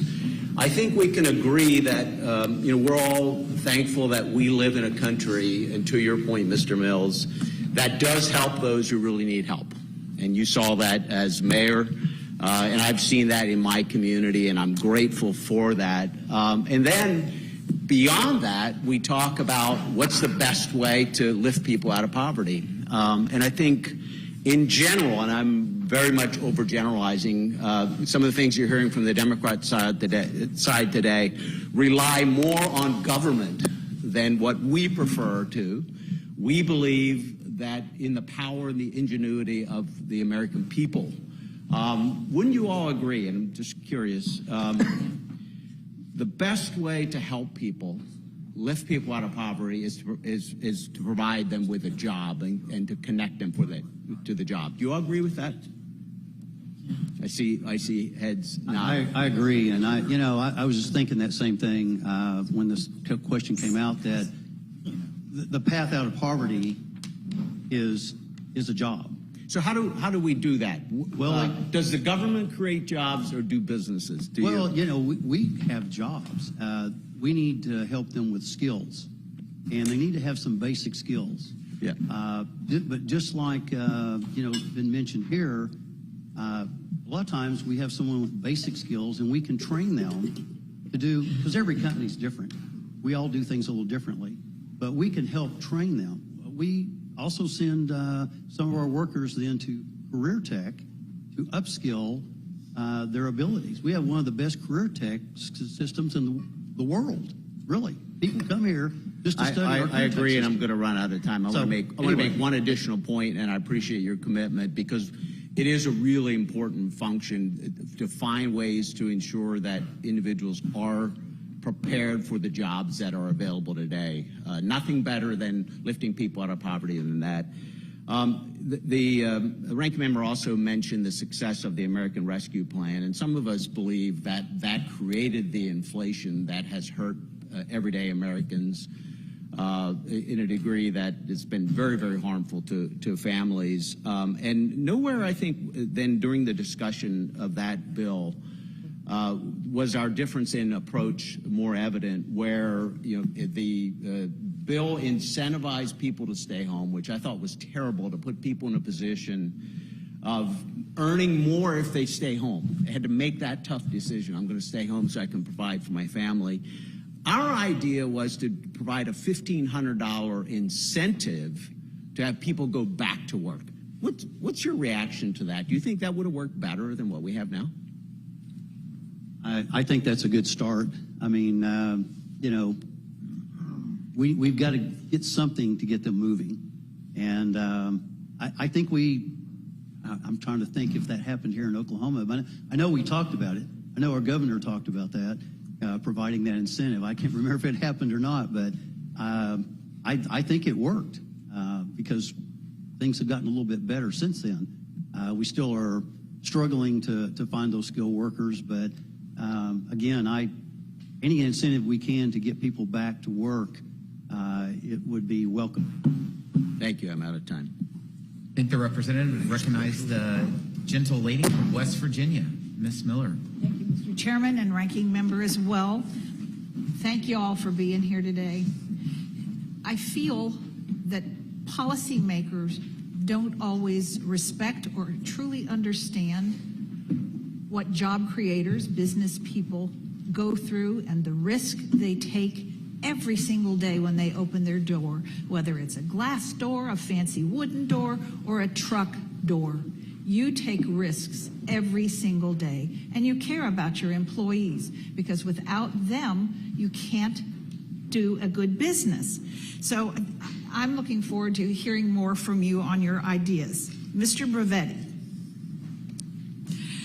thank you for being here. You know, the independent oil and gas producers are so essential to securing our American energy and our way of life.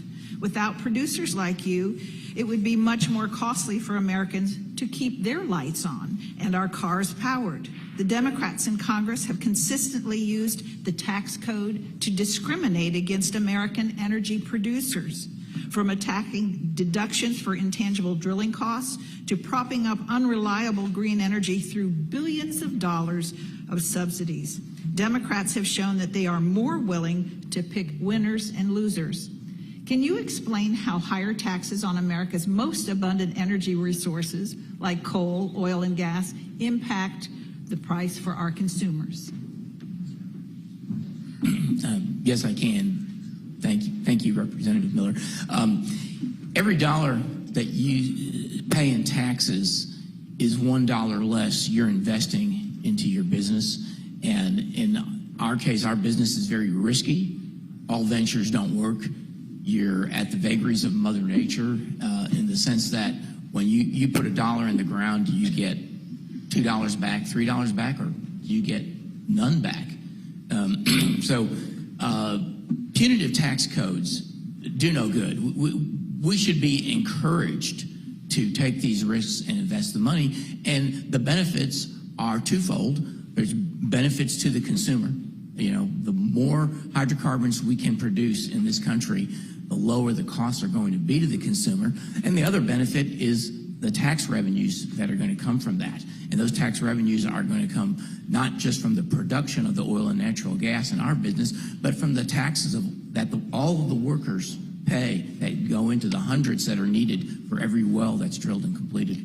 Well, you know, President Biden, when he decided to release millions of gallons of oil from the Strategic Petroleum Reserve in a failed attempt to artificially lower our prices, how can small producers like Charter Oak compete against the federal government in pricing oil? That's an outstanding point and a great question, because I believe the amount of oil released initially was 180 million barrels, and then I think it was followed up with another 23 million barrels this year. That's over 1 million barrels a day. To put that in perspective, that is about just almost 10% of U.S. production. So it would be it was not for any sort of national emergency. It merely affected the economy. It did temporarily drive the prices down. But even if the Strategic Petroleum Reserves are never replaced, that 1 million barrels a day of production is off of the U.S. market. So now the demand hasn't changed, so us producers have to now come up with that extra 1 million barrels a day. That is probably going to raise the price of oil to all consumers in the U.S. And it will continue to do so. Mr. Jackson, when you spoke, I'm sitting here going, boom. I enjoyed hearing everything that you had to say. I have a very small farm near Milton, West Virginia, and I raise grass-fed bison. At one time, I had as many as 100 animals, which is pretty tiny to a lot of you. And we're down to about 30 now since I've been in Congress for the last 4+ years, because we just can't, handle what we do. I still warm the animals 3 times a year, and it's a 3-generational thing. It's really cool to see my 13 and 15-year-old grandsons finally strong enough to pull those gates when those animals are, trying to get through. Yeah. So you built your business during one of the most challenging economic times our country has faced. Have things gotten better or worse for you since you started your business? And what's your biggest challenge? I would say our number one challenge is definitely labor, and it was challenging, and speaking of bison, that's why we had to reinforce our facility more, just so we can handle those bigger animals. It gets your adrenaline going working those, but they're definitely majestic creatures. I would say if I could offer one idea, though, for how to entice people to come to work, though, it would be to offer them hope. That's what we need as a nation, is for people to have hope that things can get better. And I think we owe it to each other to share that knowledge of what we've learned, so people can walk in the door with zero experience. They can learn some tangible vocational skills, things that we had to learn on the fly that we couldn't go to a school for, and walk away with some real skills they can use somewhere else. And that's empowering for people to have that, to know they have hope, they can make their life better for their family. And then with that, we have to coach and mentor. We have to have people grow in their jobs. And we look at it more as not transactional, but it has to be relational. And we benefit from that as a small business, to see firsthand people's lives, what they struggle with, and then help as best we can from our vantage point to make their life better. Thank you. Ms. Payne, I do have to tell you that I processed all of our animals. I was always in there when we did it. Thank you. I want to thank the gentlelady and recognize the representative from Michigan, Mr. Kildee. Thank you, Mr. Chairman. Can you hear me? And thanks to the witnesses for your testimony, to all of you for your service to our country, Mr. Jackson in particular. One of the great experiences all of us get to have is to travel to West Point, to any of the academies, and meet the young people that we nominate to those institutions. And I just want to say to you how much I enjoy that and appreciate it. Particularly appreciate your willingness to serve our country in the fashion that you have. Riding out here on the bus, it looked like I was in any part of my district. A lot of folks, have an impression about the district I represent because of my hometown getting some of the attention that it does. I'm from Flint. But most of the people and most of the district that I represent was just like the country that we drove through. I have conversations just like this one in my district every single week. I represent a lot of growers, a lot of folks in agriculture, and I appreciate the perspective that you bring. It's an important one. I also think, the institution of Congress can do better in terms of having civil dialogue. I wax nostalgic thinking about Mr. Lucas when he was the chair of the Agriculture Committee, and how during that period of time, despite the fact that we had differences, we were able to come together on a farm bill that was good for Americans, good for the American economy. And I just hope that as we go into another year of writing a farm bill, we're going to be able to draw on that example that you set. Our friend from Minnesota is no longer in Congress. That's an important statement. And I just want to say that out loud, because listening to the dialogue here, one might get the impression that there is two distinct, unoverlapped philosophies of government. That's just not true. We all have different perspectives. We come from different life paths. We have a lot in common, and we ought to not allow our differences, as significant as they may be, cancel our areas of agreement. And as I said, Mr. Lucas showed that when he was the chair of the Ag Committee. I hope we can find a path forward in that same light. I would like to emphasize and ask Ms. Gantz a question. One of the challenges that we face, and I know this is true here in Oklahoma, is that our tribal nations, sometimes they tend to operate sort of in two distinct spheres. There's an impression over the last few decades that tribal nations have done extraordinarily well. Well, that's not true entirely.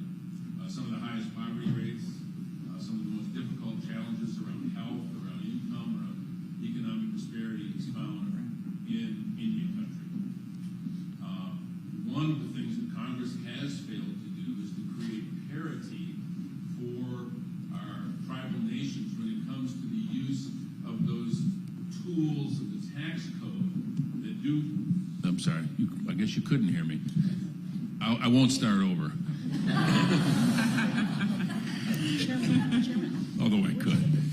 The tools of the tax code, which is the mechanism for incentives for private investment, are not equally available in Indian country. Something as simple, for example, as the ability to issue tax-exempt bonds, the way every government pretty much finances large infrastructure improvements, which is a key to economic development, is locked away from those tribal governments. Other uses of the code regarding housing policy are not readily available. And I wonder if you just might comment on how that impacts the economy and what difference it would make if this committee and Congress could get together, as Republicans and Democrats now have expressed, and share those tax benefits with Indian country.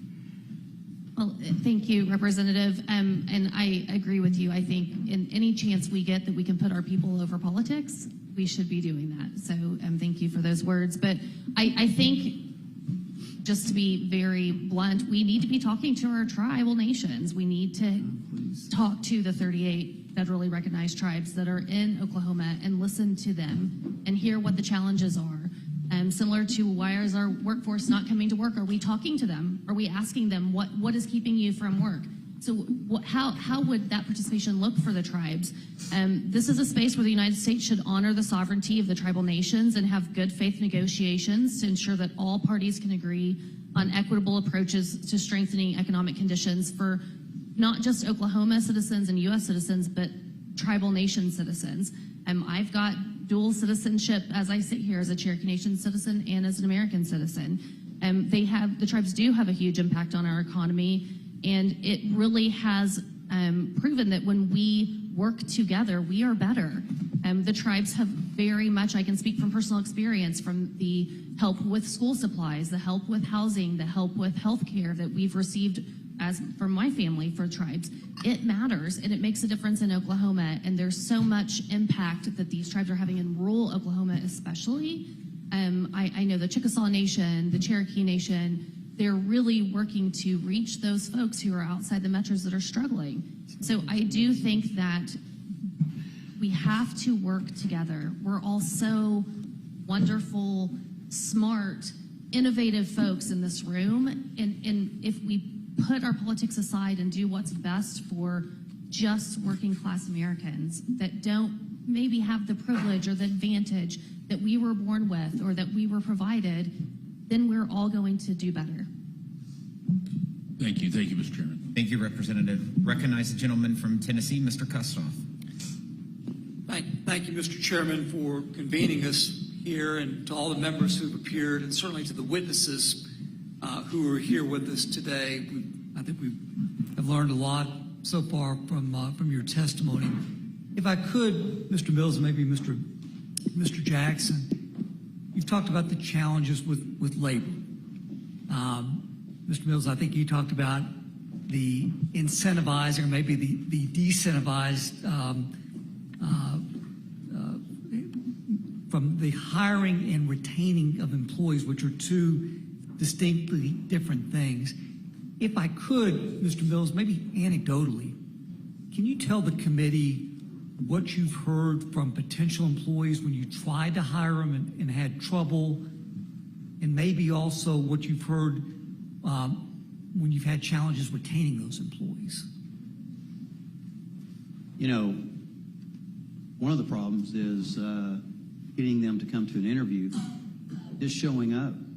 I mean, that's, you go out there and advertise or work with Indeed or whatever, and they make an appointment to come, and they just don't show up. You have an opinion why?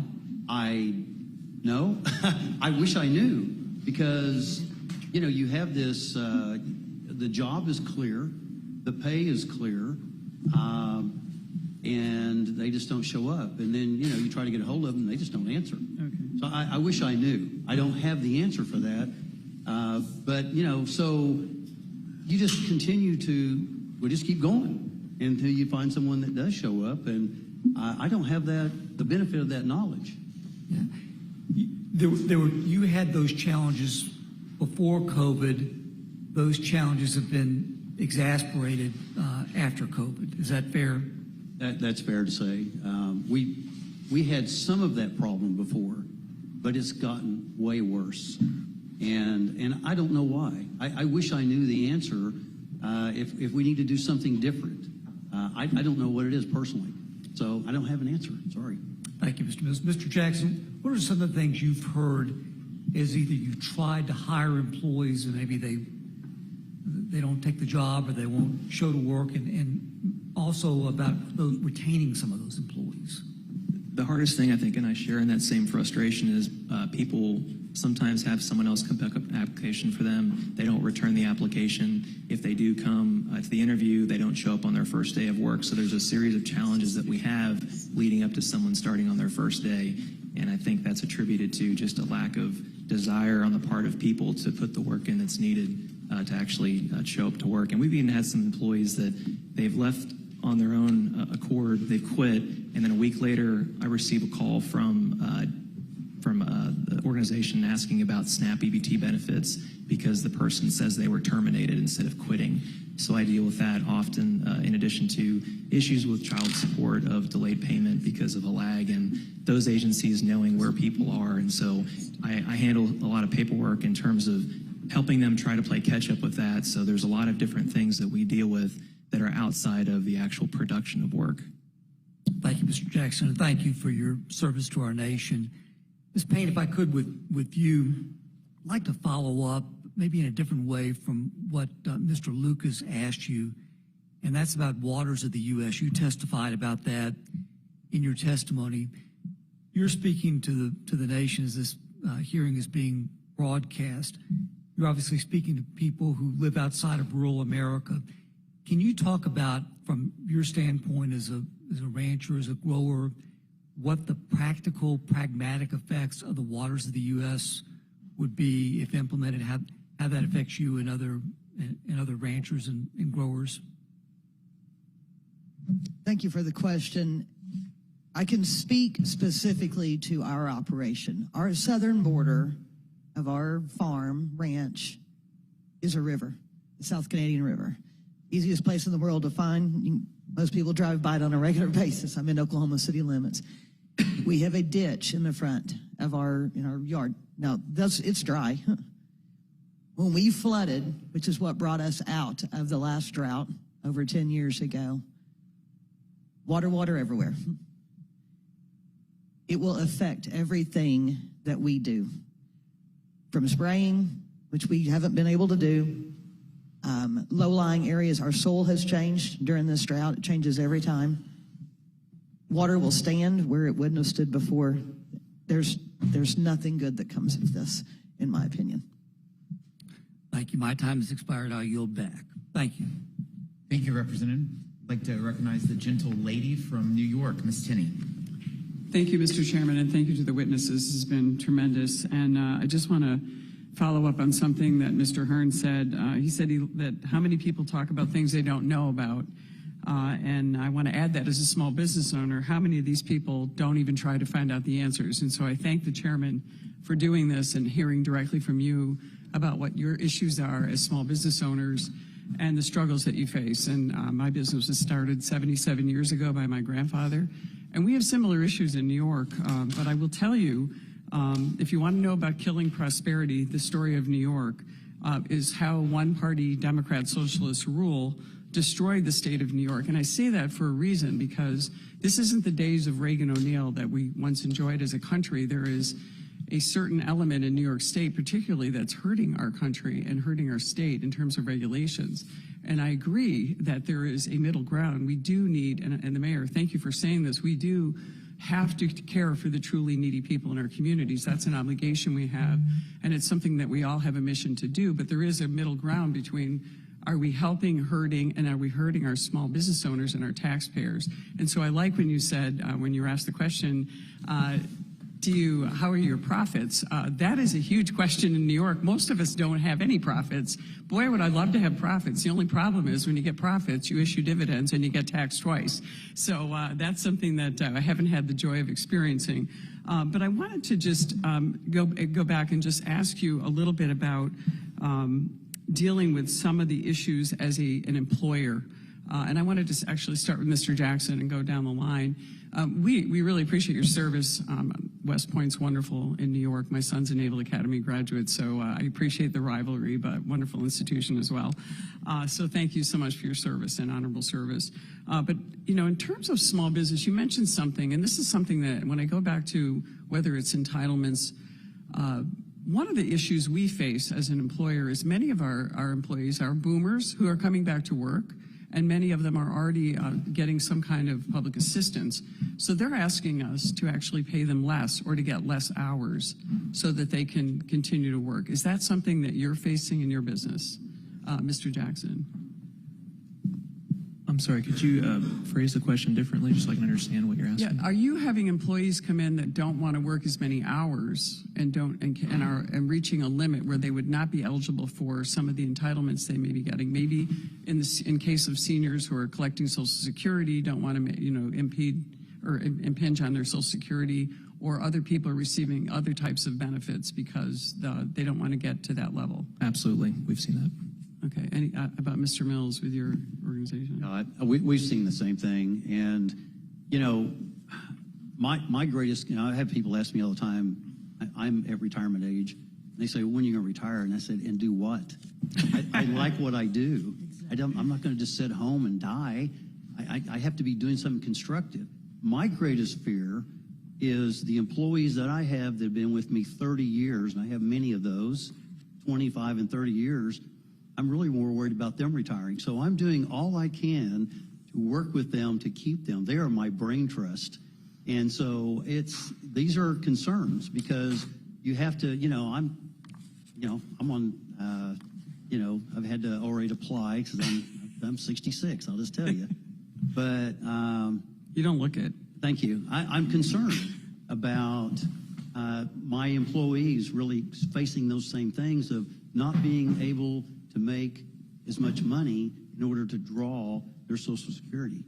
And so it's a concern, and it should be a concern for a lot of people in the workforce because these are people we depend on.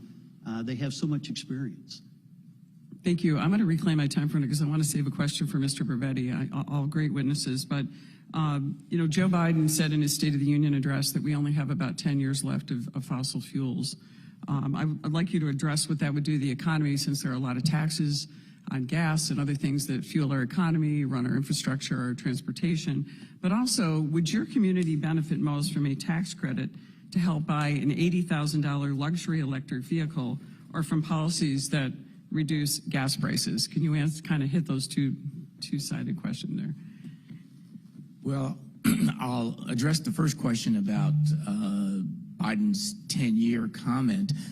Even the most liberal energy policy group, which I believe personally is the International Energy Agency, okay, the IEA, I think they show us using almost the same amount of oil in 2050 as we're using today. It kind of continues to rise, little peaks and drops. So oil is not going away. Its products are used in so many things besides for transportation, tires on vehicles. Natural gas, of course, has so many other products. Fertilizer for our farms. I don't see us running tractors out of anything other than diesel. And if you're going to mine lithium and strategic metals, that's all going to be done with equipment that's going to be using diesel most likely. So I don't see that going away. In the aspect of renewables, when the wind quits blowing, which it occasionally does in Oklahoma, you have to immediately come on with a backup power supply. So for every megawatt of wind, you've got about an equivalent megawatt of natural gas combined cycle turbines that spool up. So that's not going away. To the aspect of your second point on the electrification. Tax credit for an $80,000. Yeah, tax credits for the $80,000 bills. Yeah, the people who buy those are wealthy. They don't need a tax credit. And, in much of the country, the world will electrify and is, but in much of the country, it's not there yet. You couldn't drive across the state of Oklahoma, not even to mention things like Thank you all very much. Thank you so much, Mayor. Mr. Snyder, you're recognized. Thank you, Chairman Smith. And I want to thank you and Ranking Member Neal for this opportunity to talk about the state of the American economy and how we are trying to help American businesses flourish and the American economy continue its strong growth. I also want to thank the witnesses for offering your testimony on what workers and business owners need to thrive in this modern economy. Many of the things we have talked about today are echoed with what I hear from my home district in Illinois. And personally, I'm excited to be here in Oklahoma. Much of my father's family traced their roots to this state. Having worked on a horse ranch in Colorado 40 years ago, it feels like coming home to be in this building. I only wish we could have been here longer, had time to explore and learn and understand both the challenges and opportunities that the hardworking people of Oklahoma are pursuing and do much. That said, we all talk about government spending. And I wonder if spending a few hours in a rather cold room without time to actually tour the area or to meet and speak with directly with the people is our best use of public precious resources, of taxpayer funds. Mr. Chairman, I'd like to submit for the record an article from the New York Times talking about the impact of these road shows on committee budgets. Without objection, so ordered. Thank you. And Mr. Mills, I started my career in the oil and gas industry back in the mid-'80s, early '80s, doing accounting software. I very well understand the boom-bust cycle. I remember the bust of 1986. I wouldn't want to ever experience that again. And, that was, I would argue, one of the toughest times this industry ever faced. But I later spent much of the last 30 years afterwards working with private business, advising mostly family businesses. I know that only 1 in 3 family businesses make to a second generation, 1 in 10 to a third. The fact that you're still in business after 108 years is really extraordinary and to be celebrated. And I wish you, or 115 years since 1908, a lot there. I also know from my experience that there are 4 key factors that businesses depend on for growth. One is a business model. Government has no role in that. That's up to each of you to decide the best model. But beyond that, it's access to talent, it's access to capital, and it's a stable business and political environment. Businesses thrive when they can make long-term decisions, to make decisions into the future, confident that they're not going to see the pendulum swing, in particular in government, whether it's at the State House or in Washington. That said, we also hear, and everywhere I go, I'm hearing about the challenges with labor. You all have touched on that. Every company I talk to, small, medium, large size, high-tech, service industry says we are having a hard time finding people. And this is something we've seen over the last more than 2 decades, a decline in workforce participation and people coming there. There are things we can do. We need to educate our workforce. We need to make sure we have workers coming up. And I think the government does have a role in that. In particular, I applaud in my district, the community colleges. Lake County is one example that is working very hard to do that, but we can promote that training. In the coming days, one of the bills that I've been working on and we'll reintroduce is the Veterans Entrepreneurship Training Act. And Mr. Jackson, thank you for your service. My son is a Navy veteran. I represent Naval Station Great Lakes, so every recruit going into the Navy comes through my district. So I'm in every way possible a Navy dad. Our bill codifies and expands the successful Boots to Business program offered by the Small Business Administration. This is a program that provides entrepreneurship courses to people coming out of service, transitioning back into civilian life. And I'm proud to be working across the aisle with the Small Business Committee Chairman, Roger Williams, in introducing this and across the Capitol with Senators Durbin and Ernst in the Senate. So, Mr. Jackson, I'll turn to you. You served our country heroically.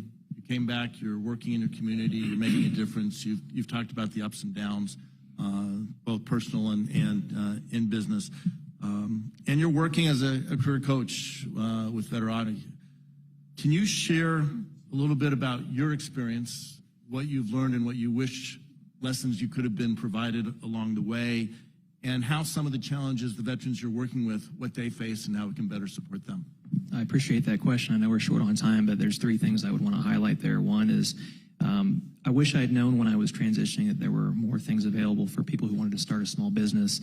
Most of what we were told about was vocational type training that was available. So I would recommend maybe in partnership with the VA, maybe working with different ways to allow veterans to know what's out there, either vocational training to be a good employee or to start a business, so they know what tools are able to help them succeed outside the military. Another way might be to have small business loans that would help with operating capital through SBA. That would be another helpful way. And then we also have existing organizations that do a great job, Veterans of Foreign Wars, American Legion, things like that, that are in place right now at no cost to veterans that are very helpful. Great. Thank you. And again, thank you for your service. I want to thank the representative. Recognize the gentleman from Utah, Mr. Moore. Thank you, Chairman. Mr. Mills, as a father of 4 boys, 10 and under, I want to say how much I appreciate your comments about participation trophies. And wondering if you'd be interested in a Little League coaching job in northern Utah, by any chance. I appreciate that, and I like that sentiment about labor. I commend my colleague from Wisconsin for asking a very skilled and somewhat risky question to one of the majority witnesses. I'm going to do the same risk by asking a question to the minority witness here, Wisconsin, and hope to see. I appreciated Mr. Mills' candor and hope the same from you as well. Would you say that you are at least, supportive of a 2017 provision that doubled the child tax credit? I would. Yeah, yes. Thanks. So my point with that is, 2017 Tax Cut and Jobs Act, I was way on the sidelines, nowhere near Congress at the time. And I saw it, and I didn't know all of what to think about it. I wasn't dug into the details on it. It didn't fix a lot of our spending issues, but what it did was grow our economy. And is any bill in Congress perfect? No. But that bill grew our economy, and it strengthened, I believe, the American workforce. And what we've seen since then, and I remember saying this when I was on the campaign trail in 2020, which was not a fun time to run for Congress. Hopefully it's the only time I ever have to first run for Congress. But as COVID was starting and ramping up, I remember saying to folks, we have the bones of a strong economy and we'll recover quickly from this. And I firmly believe that the 2017 Tax Cut and Jobs Act was a strong reason why we were able to bounce back, right? We had Republican majorities with the White House in 2017. Democrats had the same in 2021. We do our priorities, right? And we try to get things done. We have a sincere effort, right? I obviously, lean towards a conservative point of view, and when those majorities existed, that's what my focus is on. But we right now, as a committee, have an opportunity to do something that I appreciate Chairman Smith's focus on, and that's small business. And many of these tax provisions are set to expire, have already expired, and we're working on figuring out what is the most important thing to do and what do we need to do to make sure that you all, many of you small business owners, have what you need to thrive. So I'd like to submit for the record, Mr. Chairman, a statement by Darrell Wilkerson, the owner of Wilkie Manufacturing LLC in Oklahoma City, Oklahoma, describing how soaring costs, supply chain issues, and labor shortages have severely hurt small businesses' ability to operate in today's economy. Without objection, so ordered. Thank you. I have one simple question. I'm going to ask all of you to respond to it. What would you have us focus on with respect to making sure that your small business could thrive?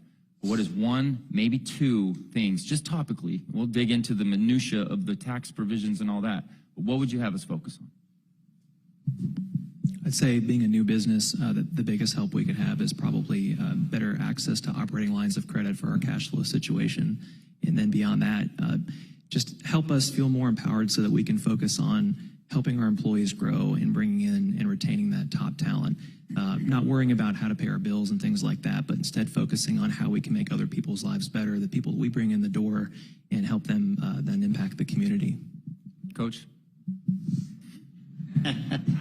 Yeah, I raised 2 girls, so I didn't have to worry too much about Little League stuff, so it might be kind of new for me, although I have my first grandson, so I may be getting involved in that. Thank you.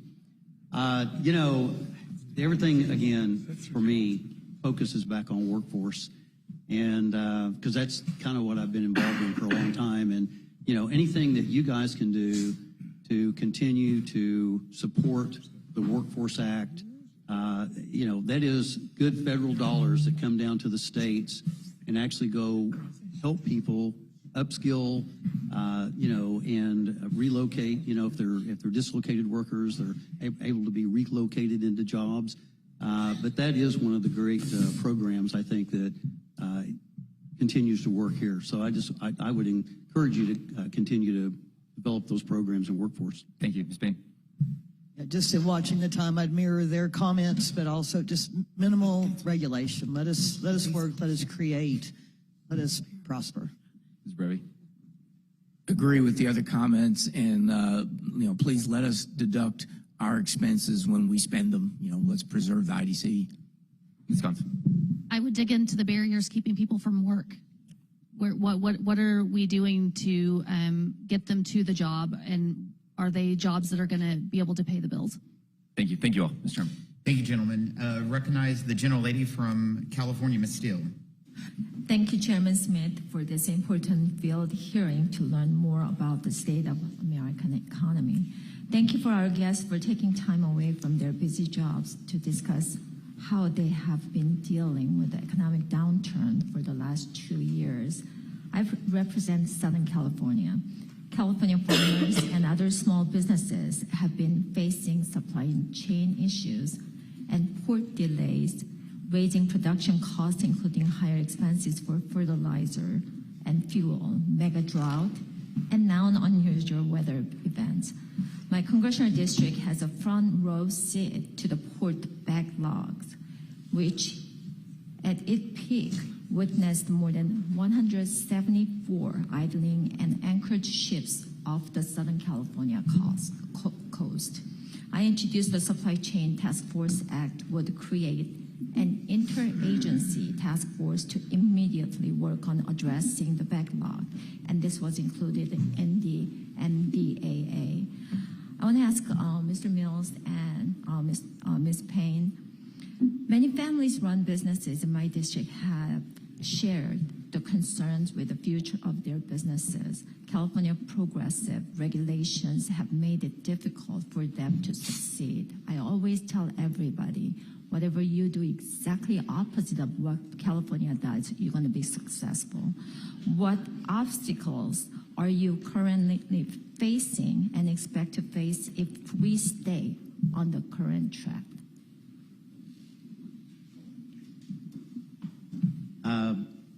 If we stay on this current track, we're going to survive, but we're going to be impaired, and it's going to be difficult to grow.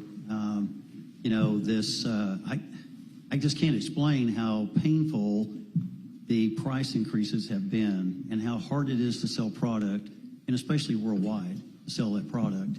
And again, all this to me still goes back to workforce, because everyone down the supply chain has the same problem. So to me, it's really simple about supply and demand. We have still great demand, but less supply. So the prices are going to continue to go up. And despite the Feds continuing to raise the interest rates, the pain has evidently, pain threshold has not been reached yet, I suppose. But we're going to see continued problems here because of these escalating prices. At some point, we're going to hit that tipping point where my customers are going to say, I'm not paying that. Mm-hmm. And, then things are going to stop. Things are going to crash. And that's where I see us going. Ms. Payne? Thank you. The farm that we are so proud of, that's been in our family for 5 generations, is not good for anything but what it's being used for, and that's growing grass for cattle.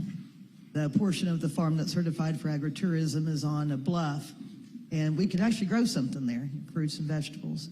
What we're seeing, though, and what concerns me, we provided a food source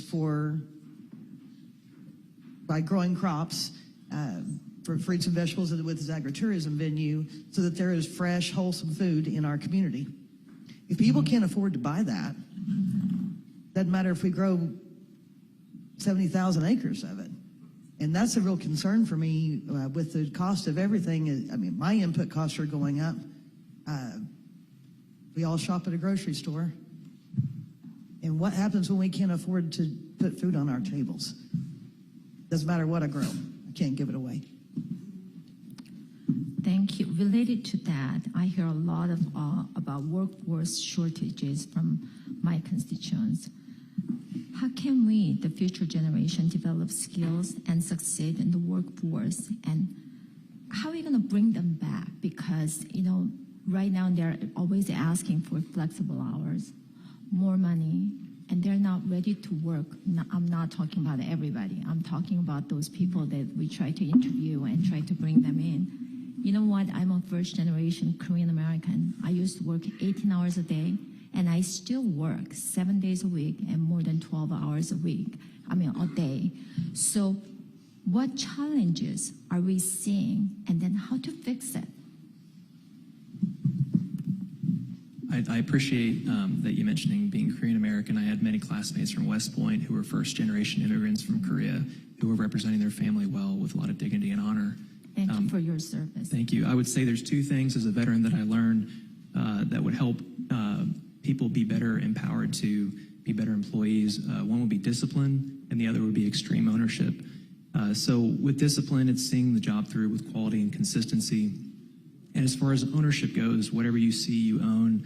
And as a business owner, I've learned that everything that goes wrong is my fault, either failure to communicate or to train my people. Anything that goes well is a result of them doing a great job as a team.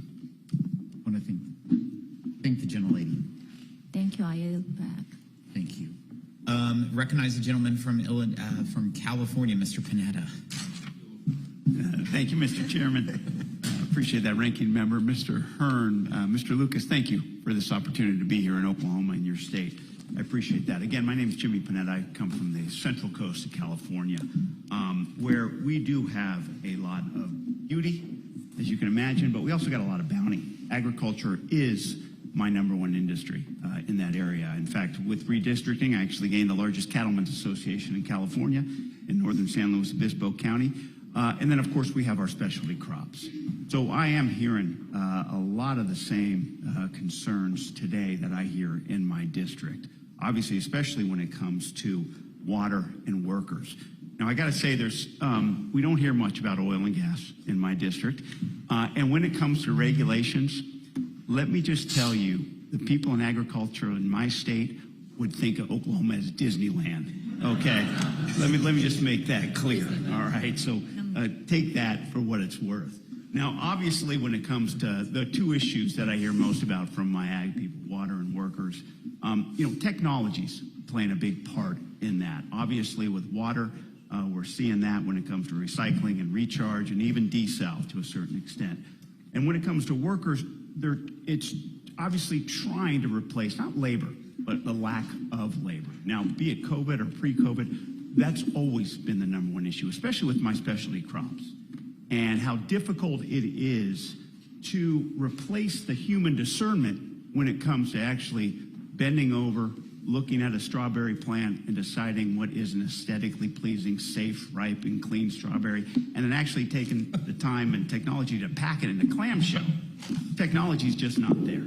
So you need humans to do that type of work, especially right now. Maybe one day we'll get there, but not right now. Now, fortunately, we have people who are willing to come to this country and do that type of work. So let me tell you, no American is doing that type of work. They're just not doing it. And therefore, we need the same people that have come throughout the history of this country to come here, to contribute here, to work here, and to ensure that basically we continue to go forward and be that number one agriculture, not just state of California, but number one agriculture producing nation in the world. And so obviously it's this reliance on foreign workers to do that type of tough work is what it's come down to. And so I was wondering, I hadn't heard much talk about that in your lines of work. I mean, do you have foreign workers who are coming in and filling those tough jobs that no Americans are willing to do? Mr. Mills. We do. And, of course, I see more of it in the construction industry around me. And I actually have a friend that runs he's construction and he does lawn care and things like that. And he has mainly Mexican workers. But they all come in legally and, send money home and whatever. But, personally, I think that we need to bring more immigrant workers in. Legally is the key, though. I welcome them. You know, hey, if you'll come in and be productive citizens of our society, pay your share, welcome, open the doors. Right. Mr. Mills, are you familiar with the H-2A system? I am. Okay. And would you encourage an increasing of that system? I would. I think it's a good program. Right. Thank you. And then, Mr. Jackson, obviously, in your line of work, you rely on foreign workers? We do not, and most of our work is done by hand, so I would be in favor of anything that would help increase automation to better train those employees, but also to help us be more efficient as the large packers are able to do. Understood. Thank you. Let me just pivot over to Ms. Katz. Obviously, Mr. Schweiker alluded to this in his questioning in regards to some of the issues keeping people out of work, and that being opioids. As you know, what has cost, I think, what now it's 80,000 lives in 2021. So, Ms. Katz, you know, when it comes to opioids, I know that in my district, they want to increase access to medication-assisted treatment, specifically buprenorphine, also known as Suboxone. I know a lot of my doctors have asked for that. How does access to that medication-assisted treatment impact communities in Oklahoma, including the workforce? I think any time we can help our workforce access care, any type of care that they need, I don't think it's our job to regulate that, what care they're getting within a doctor's office. So I think anytime they can access that care, we're supportive of it. And I do believe that there's some mental health pieces there that need to be lifted up, that there's a lot of, there's a lack of care in Oklahoma specifically around opioids and substance abuse. Thank you. I yield back. Thank you, Representative. Recognize the gentleman from Iowa, Mr. Feenstra. Thank you, Chairman Smith, and I want to also say thanks to Congressman Hearn and Lucas for having us here in Oklahoma. It's quite an amazing state. I also want to thank our witnesses, and your testimony is very impressive. In 2017, we passed a significant Tax Cut and Jobs Act, and it affected virtually everyone in the Heartland. When I talk about the Heartland, I talk about Oklahoma, I talk about my state also, Iowa. You know, we are the breadbasket to the world, and it goes somewhat unnoticed. You know, I never hear from President Biden about all the food that we're creating and that we're exporting, and yet we do it, and we work hard, and we're very happy about doing these things. In that Tax Cut and Jobs Act, Section 170 or Section 199A allowed farmers and small businesses to take a deduction up to 20% of their qualified income. This was very significant. It allowed small businesses and farmers to compete on the global stage. And so, Mr. Mills, I want to ask you a question. In your testimony, you noted when you're able to negotiate lower prices for materials, you pass these savings along to your customers. How about when the government helps and gives you a tax reduction? Is that the same thing? Does that apply? Yeah, I would think it would apply, you know, and it's, to me, of course, my best investment is my business. So everything, any advantage I would get would invest back into my business to hire more people, develop new product, and, you know, that's how we would, you know, use an incentive like that. So what you're saying is it goes two ways. So when you lower taxes, you can either pass it on to your customer or you can grow your business as an investment. Is that a fair statement? That's fair. And the statement I was making there was, as we see, you know, it's actually interesting that almost everything has gone up with our bar material and tube material. Just recently, we've seen a reduction in steel plate. And so that's a big part of what we buy. So we're going to readjust our pricing back down to make our customers more competitive. And you know, if things go up, they have to share the cost. If things go down, then, we go down too. We don't just say, oh, we're going to make more money. That's exactly right. We don't look that way. Exactly. Thank you for those comments, Mr. Mills. Ms. Payne, as you know, you're part of the farming community, just like I am in Iowa. 9 out of every 10 farmers are small business men and women. We're either LLCs, partnerships, sole proprietors, S corps. We're not big corporations, right? We're small. So how does, when I start talking about tax reduction, 199A, where you get a 20% deduction on your qualified business income, how does that affect you? And by the way, it's going to go away. It's shocking, but in 2025, it's going to sunset. So how does the uncertainty affect you when you see something that you have today, but it's going to be gone tomorrow? That's a very fair question, and I think there is more and more of that. As I mentioned earlier, a lot of times, especially in cattle industry, we're working for one paycheck. We will get that check once a year. And so, but we're always looking further on down the line. Like right now, I don't have anything at the house, but I'm planning for 3 years from now, hopefully we'll have pasture about what I can stock that place with. Within that planning is also going to require some financial management. So we like to be able to count on certain things. I can't discount my livestock. It's not a cash sale like that. But I want to be able to plan to be able to buy an overhead bin or any of the tractors, any of the things that I would need. Taking away from that, Mr. Mills, if you could further expound on that. Right now we have a thing called 179 depreciation, which you can fully depreciate an asset in 1 year, a bonus depreciation the same way, but that's going to go away. It's going down from 100% to 80% to 60%. So when you buy capital equipment, and all of a sudden now you can fully depreciate it, but it's going away as this year it's gone, or it's slowly going down. How does that affect you? If I had a guess, that would also affect your future decision making. Well, first of all, you have to have some cash flow to make that happen. That's number one. And right now, because of what we're having to expend on buying additional materials, we're not even looking at buying anything equipment-wise.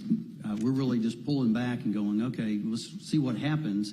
Because, again, our best investment is to go out and invest in those materials, controlling that cost, make it competitive for our customers. Thank you. See, I just want to note to everybody, that's what inflation does, by the way, people. Just what he said. Thank you, and I yield back. Thank you, Representative. I'd like to recognize the gentle lady from New York, Ms. Maliotakis. Thank you, Mr. Chairman, and I'll say as a New Yorker and Yankee fan, it's exciting to be here in the birthplace of Mickey Mantle. When we talk about Made in America, we are talking about you, right? American manufacturers, American farmers, food producers, American energy producers. And we have a president who talks a lot about Made in America. But what I'm hearing today is that the policies, there's a real disconnect between what he says and the policies that are coming from this administration. Because what I've heard today is that higher taxes, burdensome regulations, permitting delays, the disincentivizing of work have all made it more difficult for you to create jobs. It's made it more difficult for you to create American jobs, let's be specific, and produce more American goods, forcing us to rely on foreign countries, particularly as it pertains to energy. And I want to focus on the energy policy because we rely on energy for everything, to manufacture, to transport goods and food, to have a quality of life where we can have electricity that's reliable. And I'm from New York City, and sometimes in New York City we don't always think about where that energy comes from, right? We just turn on the lights, we pull up at the gas pump, we go in the store, we buy our food. We never think about where it's actually produced or how it's produced. But lately, my constituents are paying a lot more attention because they're getting those higher utility bills. They're seeing that, gas prices are more today than they were 2 years ago. And they're seeing that, that transportation of food is actually driving the price of their products up at the supermarket. So I'd love to ask Mr. Bravetti if you can comment on how much more is the potential for American energy production here in Oklahoma and America? How much more potential is there for us to be energy independent and, as you said, not rely on adversaries? It's important for our national security, it's important for our independence, and it's important to reduce prices for American families. And my second question would be, how are Biden's policies hindering that production and, in the end, increasing the cost of energy and food for my constituents back home in New York?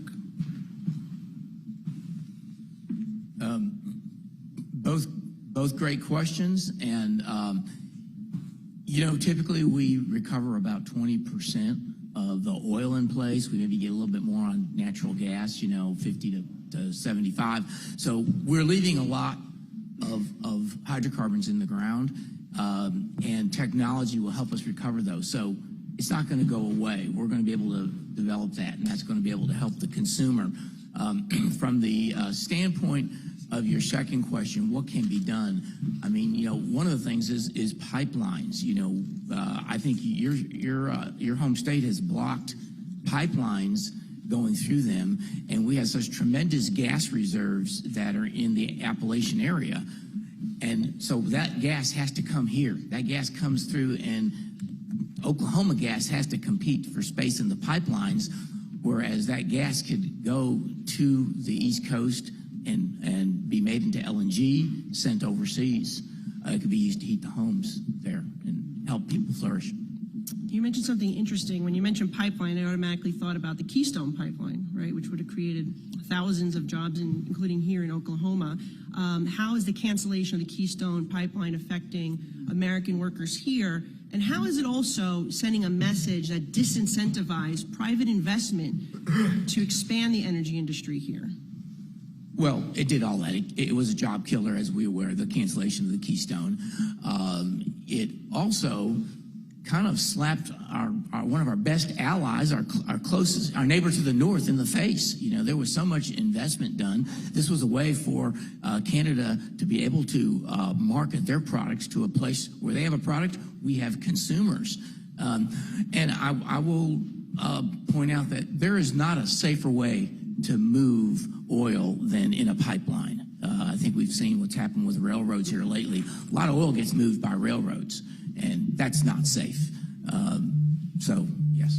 Is American energy, or American oil, I should say, is it dirtier than Russian oil or Venezuelan oil or Saudi Arabian oil, Iranian oil?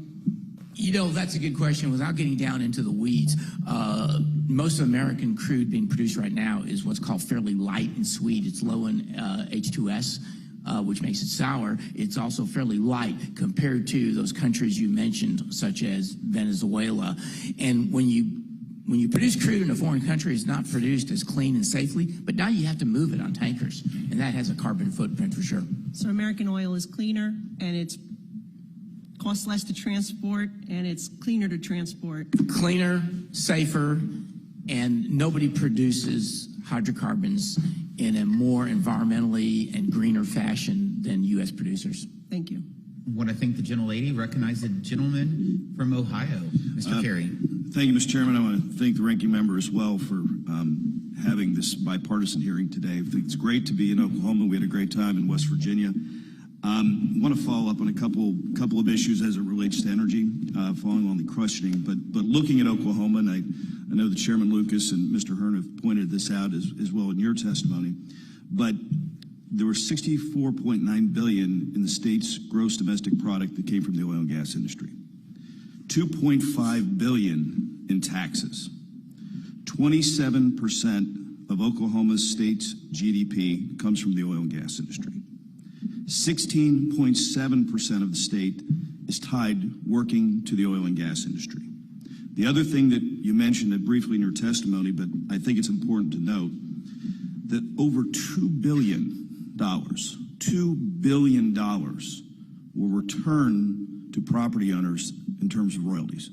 It's major. The other issue is that for every one oil and gas producing job in the state of Oklahoma and for the rest of the United States, there are roughly 2 other spinoff jobs. So why did I want to put out all those numbers? So while we were going through the testimony, I wanted to pull up the top oil and gas producing states. And they're not red states, they're not blue states, they're red, white, and blue states. Texas is number 1, New Mexico is number 2, North Dakota was number 3, Alaska was number 4, Oklahoma was number 5. And we saw what a big portion of Oklahoma's economy is derived from oil and gas production. Number 6 was Colorado. My dear friend across the aisle, you'll be surprised, California was actually number 7. Wyoming number 8, Utah number 9, Louisiana number 10, Kansas 11. My state of Ohio, with the Utica Shale reserves, we're making the charts up to 12. And then, of course, following with Montana. What we have seen, of course, is that oil and gas spin-up jobs are domestic. They grow the economy. And I think in your testimony, you mentioned that there was, you had positions up to $100,000 that you just can't fill. The other thing I want to point out is part of oil and gas, I'm a firm believer if something's not grown, it's mined. And so if you look in terms of what does that mean for oil production, there's a lot of moly that goes into that, barite goes into that, phosphate mining goes for fertilizer, all of these, and they have an average income of about $85,000 for every one of those people that mines those products. So, saying all those things, one other thing I want to point out to my colleague here to the left mentioned the price going up. Some interesting numbers. In December of 2020, dollars per 1,000 cubic feet of natural gas. Listen to these numbers. December of 2020, $4.11. Today, or in December of just a couple months ago, $8.23. It's doubled. So we have a misguided energy policy, and I'm so glad that we're here talking about the things that are really affecting the American public. I'm going to ask you a question just real quick on the oil and gas side of things, if you don't mind, because I like many of Mr. Hearn pointed out people that don't know a lot. I come from the energy production side of things, my private career. Can you explain, and I think you mentioned in your testimony, but you explain the percent depletion and how that relates to smaller oil and gas producers and why it's so important? Yes, certainly. I'm not an accountant, I'm an engineer. However, we depend upon our participants who co-invest with us. They depend upon certain things, and we mentioned about the IDCs, which is the intangible drilling costs, but there's also a depletion allowance, and there's cost depletion up front, but there's also percentage depletion. So percentage depletion, which I think has been in question and has been on the crosshairs of some people. Percentage depletion, if you think about it this way, when you plant a crop one year, you can go back and replant it next year. But with our industry, what we pull out of the ground this year is gone. It's like you had a closet filled with some type of asset, and make them gold bars, and you were making bitcoins, right? You were pulling them out. They're not there once you pulled them out. So that's what the depletion allowance addressed. You're constantly using your asset. You are using up your assets. At some point, it's gone. So the depletion allowance, I view it as not a handout. It's saying, hey, wait a minute, what you had to start with, you don't have anymore. So we're going to let you take the deduction for that. You're selling off an asset. Thank you, Mr. Chairman. I yield back. Thank you, Representative. I want to thank the witnesses again for your testimony and for being here. I want to thank Express Ranches, Express Clydesdales for hosting the event. I want to thank you, Ranking Member, for your attendance, and I want to thank every member for your attendance. These field hearings, I believe, are a great way for us to get closer to different areas of the country that we typically wouldn't see when we're in Washington. And so I appreciate the time and commitment that each and every one of these 24 members took to be here. Please be advised that members have 2 weeks to submit written questions to be answered later in writing. Those questions and your answers will be made part of the formal hearing record. With that, the committee stands adjourned.